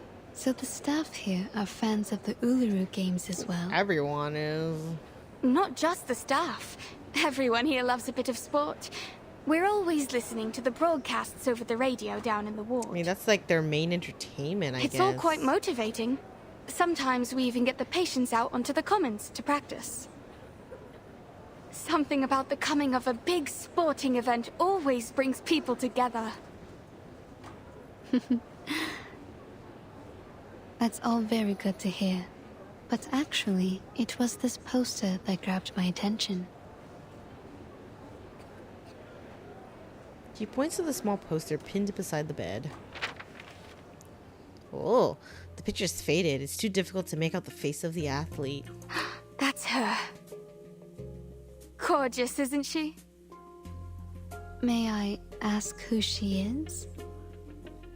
She happens to be this patient's favorite competitor of all time. She still got fans. She collected all of her posters and clippings. She even keeps a few photos of her as a bookmark, and in her purse. Her favorite ritualist.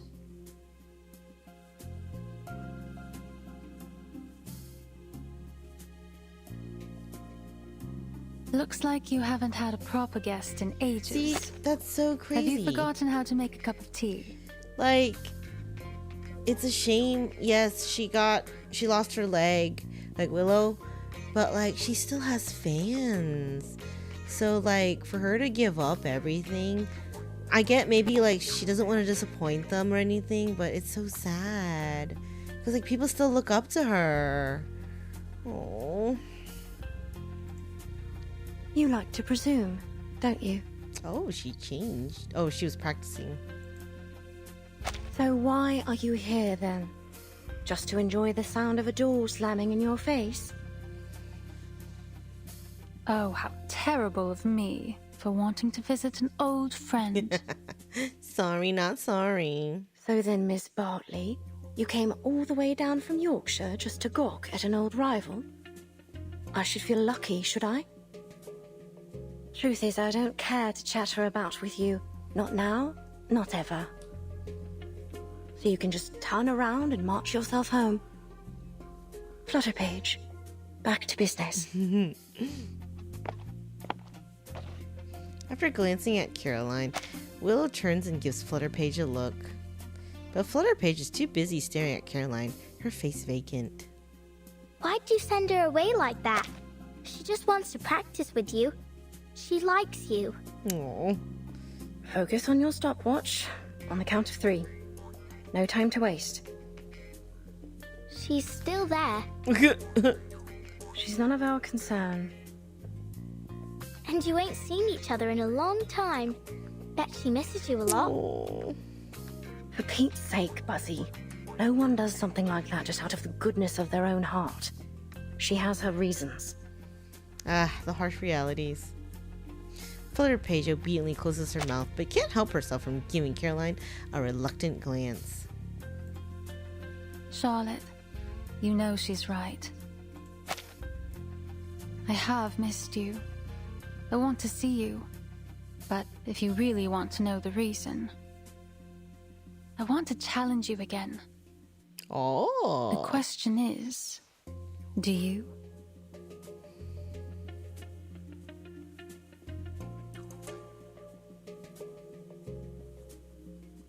Do you know her? Charlotte O'Hagan. Oh, right. That's the name. Truth is, if it weren't for our little patient, I doubt I'd remember her. Harsh. Most people think she's too old to compete now, that she's retired to God knows where. Others say she's become an addict, wasting her life away. I mean, it's been, what, like 10 years? I guess I heard in the gossip rags that some people think she's keeled over and died. Oh my god. Too bad for this young lady, but I doubt we'll ever see her in the games again. Little do y'all know, she's the Wherever she is. infamous fog hag. She's like as not to lose, even if she did compete. Did they not know what happened to her leg?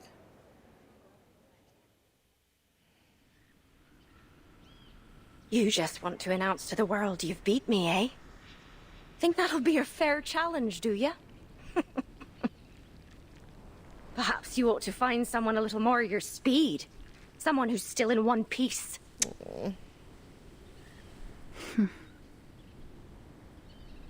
Again, Miss Bartley. Please turn around. I haven't any sort of tea you'd like.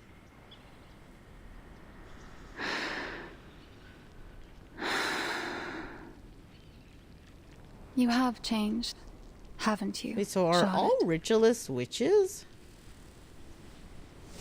Oh.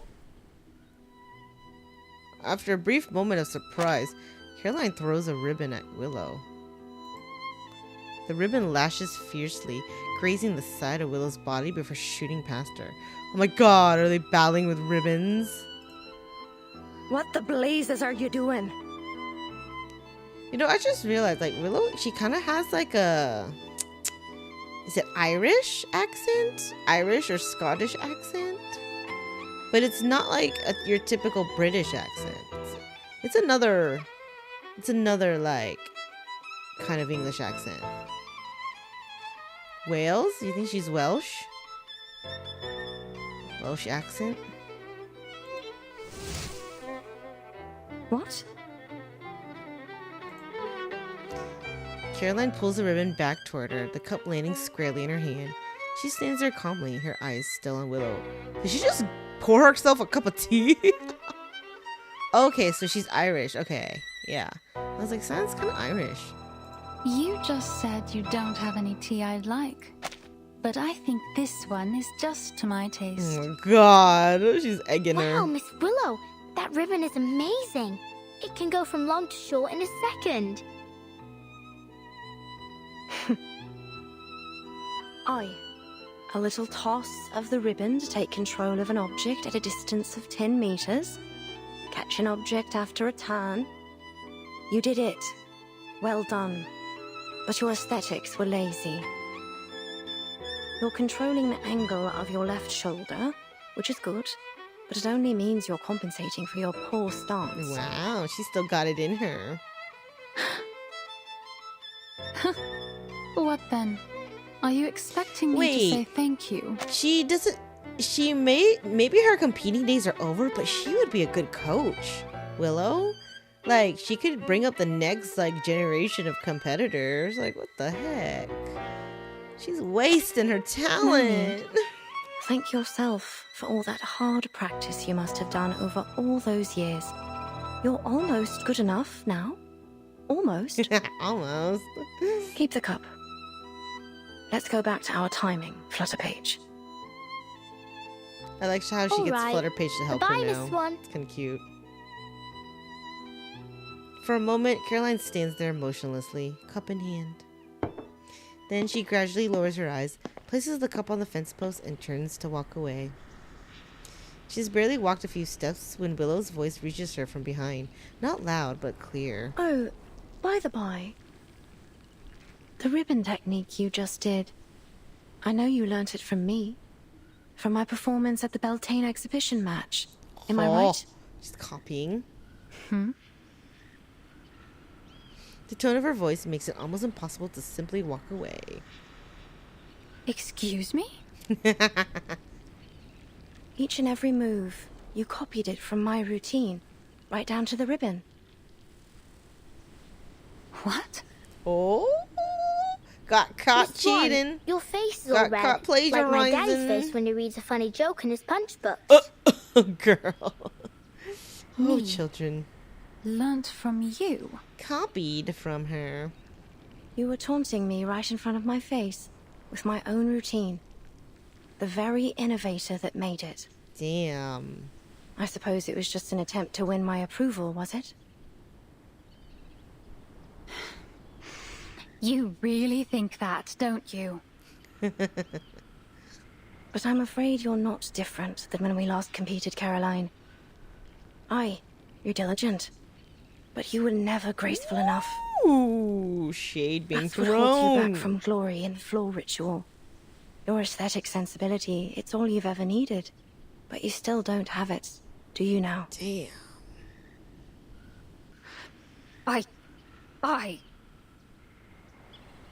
You won't make any real progress reusing my old routines. Not unless you find your own way to express your pneuma and your own signature. Don't get mad, girl. Take the advice and you know, do better. Shame and regret slowly creep across Caroline's face as she struggles to contain her anger. Oh, Willow saying feck is pretty Irish. Oh, okay. I just thought they did that for censoring purposes. I didn't realize that's actually what they say. Silly. Then it burst forth. You really are full of yourself, aren't you, Charlotte? Do you know how many titles I've won at the international tournaments? The Desert Floor Ritual Open. Well, if the you Aurora copy Cup a World really good Championship, routine, then and yeah, of many course. others, let alone Uluru itself. The name Caroline Bartley has long surpassed yours. I am the uncontested top seed in these games. The records of my skills, Oh my God, my Willow, get own back to skills competing and kick are her in the ass. training manuals for new witches. Do you even know anything about the state of the competition these days? The rules and scoring systems are entirely different and higher in every way. The limits you once broke through are now I considered don't standard know. for I beginners. think she could still do really well. But indeed, I learnt it all from you. Face it, you've been left behind. You're no longer the model of perfection. Jeez. You're just a shooting star that shined too briefly but eventually fell away.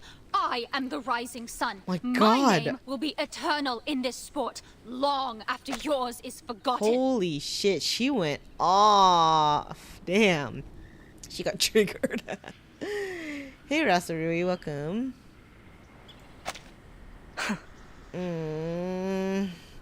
Willow smiles, her back turned to Caroline. So be it. Go on. Be the glorious sun. And I'll be the shining Leave moon. this fading star alone. Aww. Caroline stands in shock as a couple of doves take flight, leaving behind a few drifting feathers. Oof. Aunt Martha! Lisa, you're back. Oh. We were just talking about you. About me? What about me? About your dream and your favorite competitor. Oh. Oh, you mean Charlotte O'Hagan? Yes, That's great, but Mr. Fogg needs us for a project. He says we can still have the games if we all work together. And maybe everyone will be able to attend the qualifiers. Maybe even Charlotte O'Hagan. a project? What sort of project? The girl's cries draw the attention of everyone in the hospital, creating a buzz of confusion. Give me a break. What are they planning to do this time? Another useless build that won't pass the House of Lords? Sorry for interrupting. Did I hear you mention Mr. Fogg? Oh, that coffee went to his brain. Yes, Mr. Fogg. But he said he he's making actually something created that will something. lift all the fog from London. It's his great invention. He invented the air With everyone's help, purifier. we can build a huge machine, but he says we'll need lots and lots Oh, of things, God. such as pistons for the mechanic lung and Calm, steady footsteps grow nearer, and a large hand tousles the little girl's hair. I'll take it over from here. Thank you, Lisa. Aww. Mr. Fogg. You can do it. Mr. Fogg? Well, I guess he's not called Fog Walker for no reason. He's gonna purify the fog, guys. Or smog. Smog is just dirty fog, essentially, right?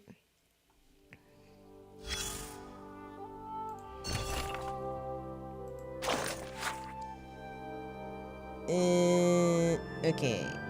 I would like to read this, but for time purposes, I'm just going to scroll through it slowly for those who want to pause and read it if you're watching the VOD.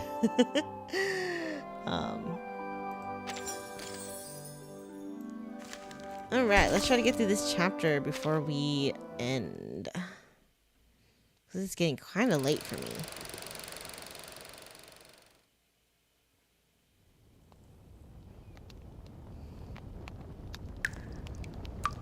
Yeah, so smog is pretty much smoky fog. Miss Willow, I think the water's been shut off. Did you not pay your water bill? I opened it all the way, but nothing's coming out. Flutterpage tilts her head as she brings it in close and sticks her little finger into the faucet, feeling only a few drips of water. Oh, that's a cool effect. Dangling in midair, Willow wipes the beads of sweat from her face. Go to the water resource office and ask the staff what's going on. If they're not there, they're probably at the gin barrel. Oh. I know you want me to leave, but how are you going to track the time and school without me? Aww.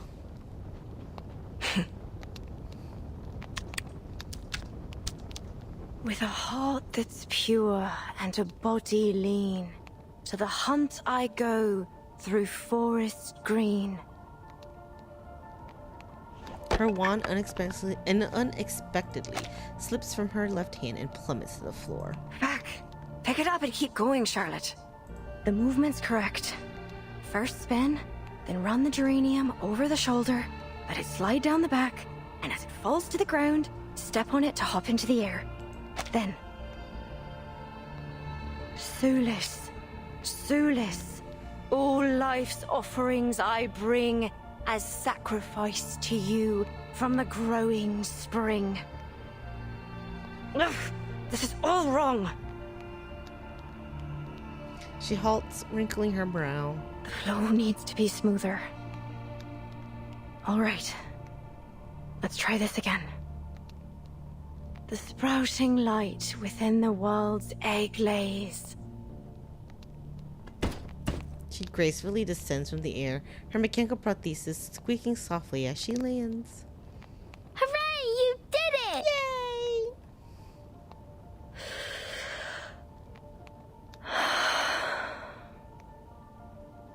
This element requires a 720-degree turn. Oh my god. I haven't even made it to 600. So that's like 2 circles.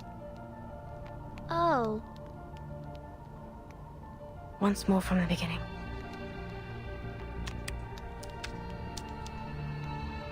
Your endless quest brings parents joyful days.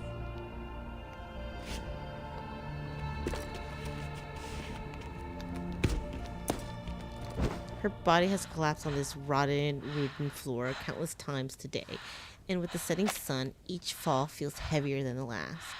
Oh, you're getting tired. Rest up. You can't push yourself. How about this time?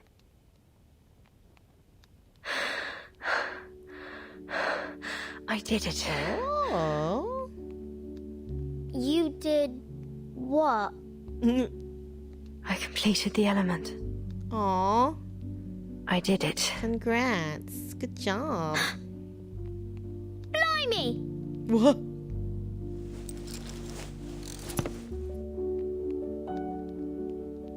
So you mean you did that move you've always talked about? A 2.5 turn with free leg backwards and upwards. Wand, throw, and catch. Oh my god, it's complicated. Does that mean you can complete the ritual too? Yes. Aw. You should compete! Oh my god! Willow examines the geranium in her hand, the tender pink leaves quietly resting in her palm. Not a single petal has fallen or been harmed in any way. All right. That's enough for today. It's supper time. Your mother must be waiting for you to come home with beef stew, fried fish, and bread. But why? You usually train for about 3 more hours. She knows her so well. Not today. I need a break. Yeah, take a break. I'm totally exhausted. You did it, though. Good job. Flutterpage stays exactly where she is, showing no desire to move. Why are you still standing there? Do I need to get His Majesty's limousine to pick you up? Oh my gosh, she's so sassy. Oh, I get it. If I don't leave now, the critters in the garden will bite my ears. Yeah. She mumbles on to herself as she quickly makes her way to the door. Good. I won't see you off. Because the wind blows in through the door as Flutterpage makes her exit. With a flick of Willow's wand, she slams it shut behind her. The room settles back into its muted, oppressive stillness.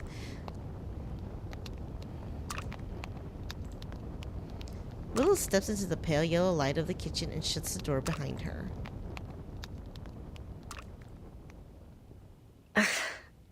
Bloody. You filthy little stain. Whoever gave you permission to stick to my cauldron?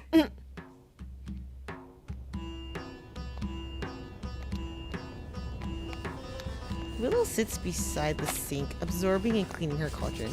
Just gonna casually have a miniature Stonehenge and a bonfire in my bedroom. Oh my god. Oh, it's a good track though. It's cool. Very fitting.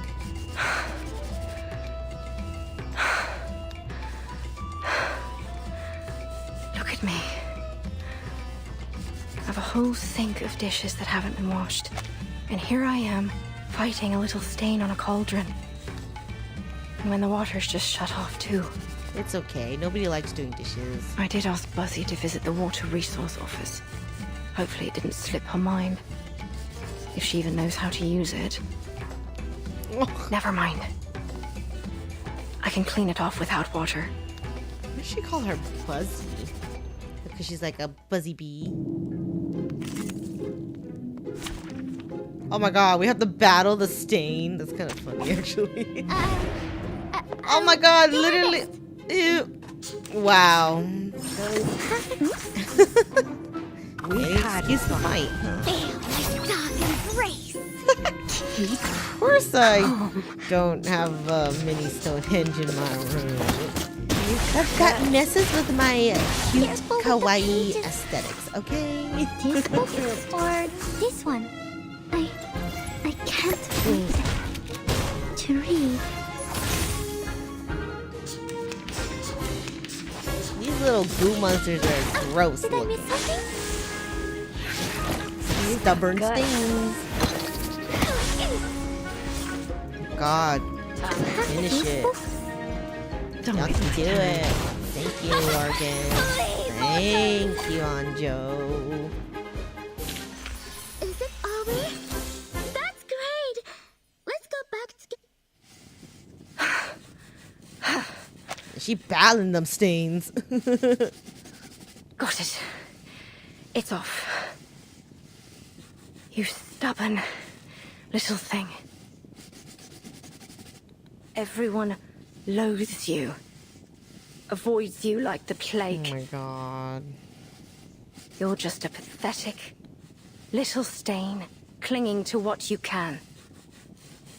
Do you have no shame to sully the sacred floor with your artificial Here she leg? goes again with her So what if you finish the element?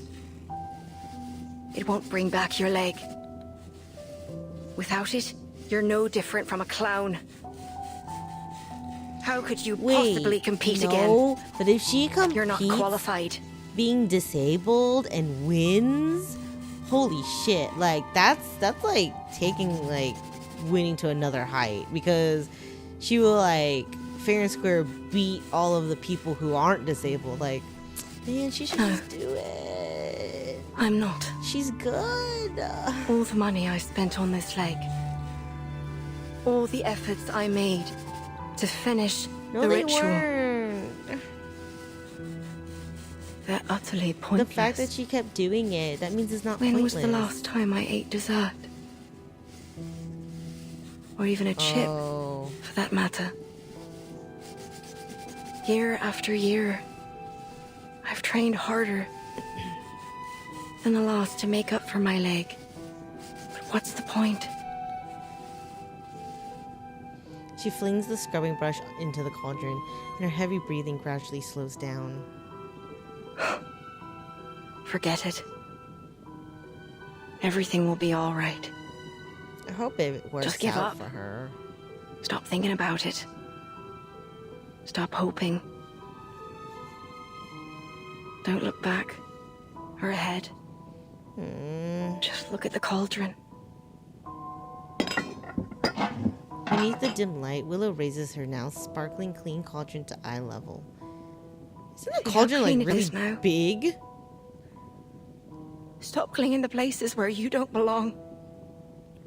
The world is perfect without you. No, don't say that. The rusted faucet suddenly sputters out a blast of water. It splashes across the counter, startling Willow. Oh, she left it on. Oh. Willow leaps back with the reflexes of a true athlete. Her gaze quickly falls on the piece of paper on the table. No!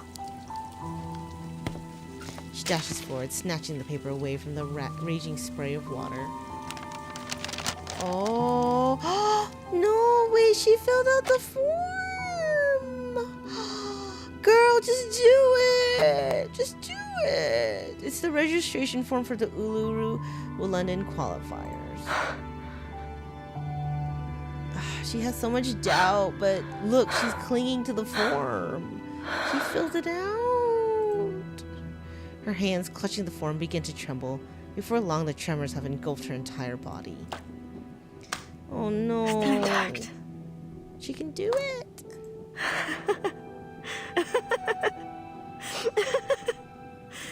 Just submit it. Don't destroy it. Intact. Please.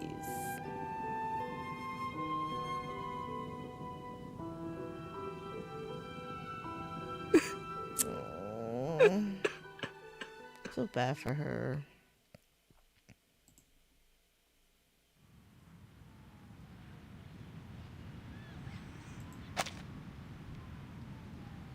Caroline stands at the center of the sports field in her training gear, feeling the fiery pulse of the ground beneath her feet.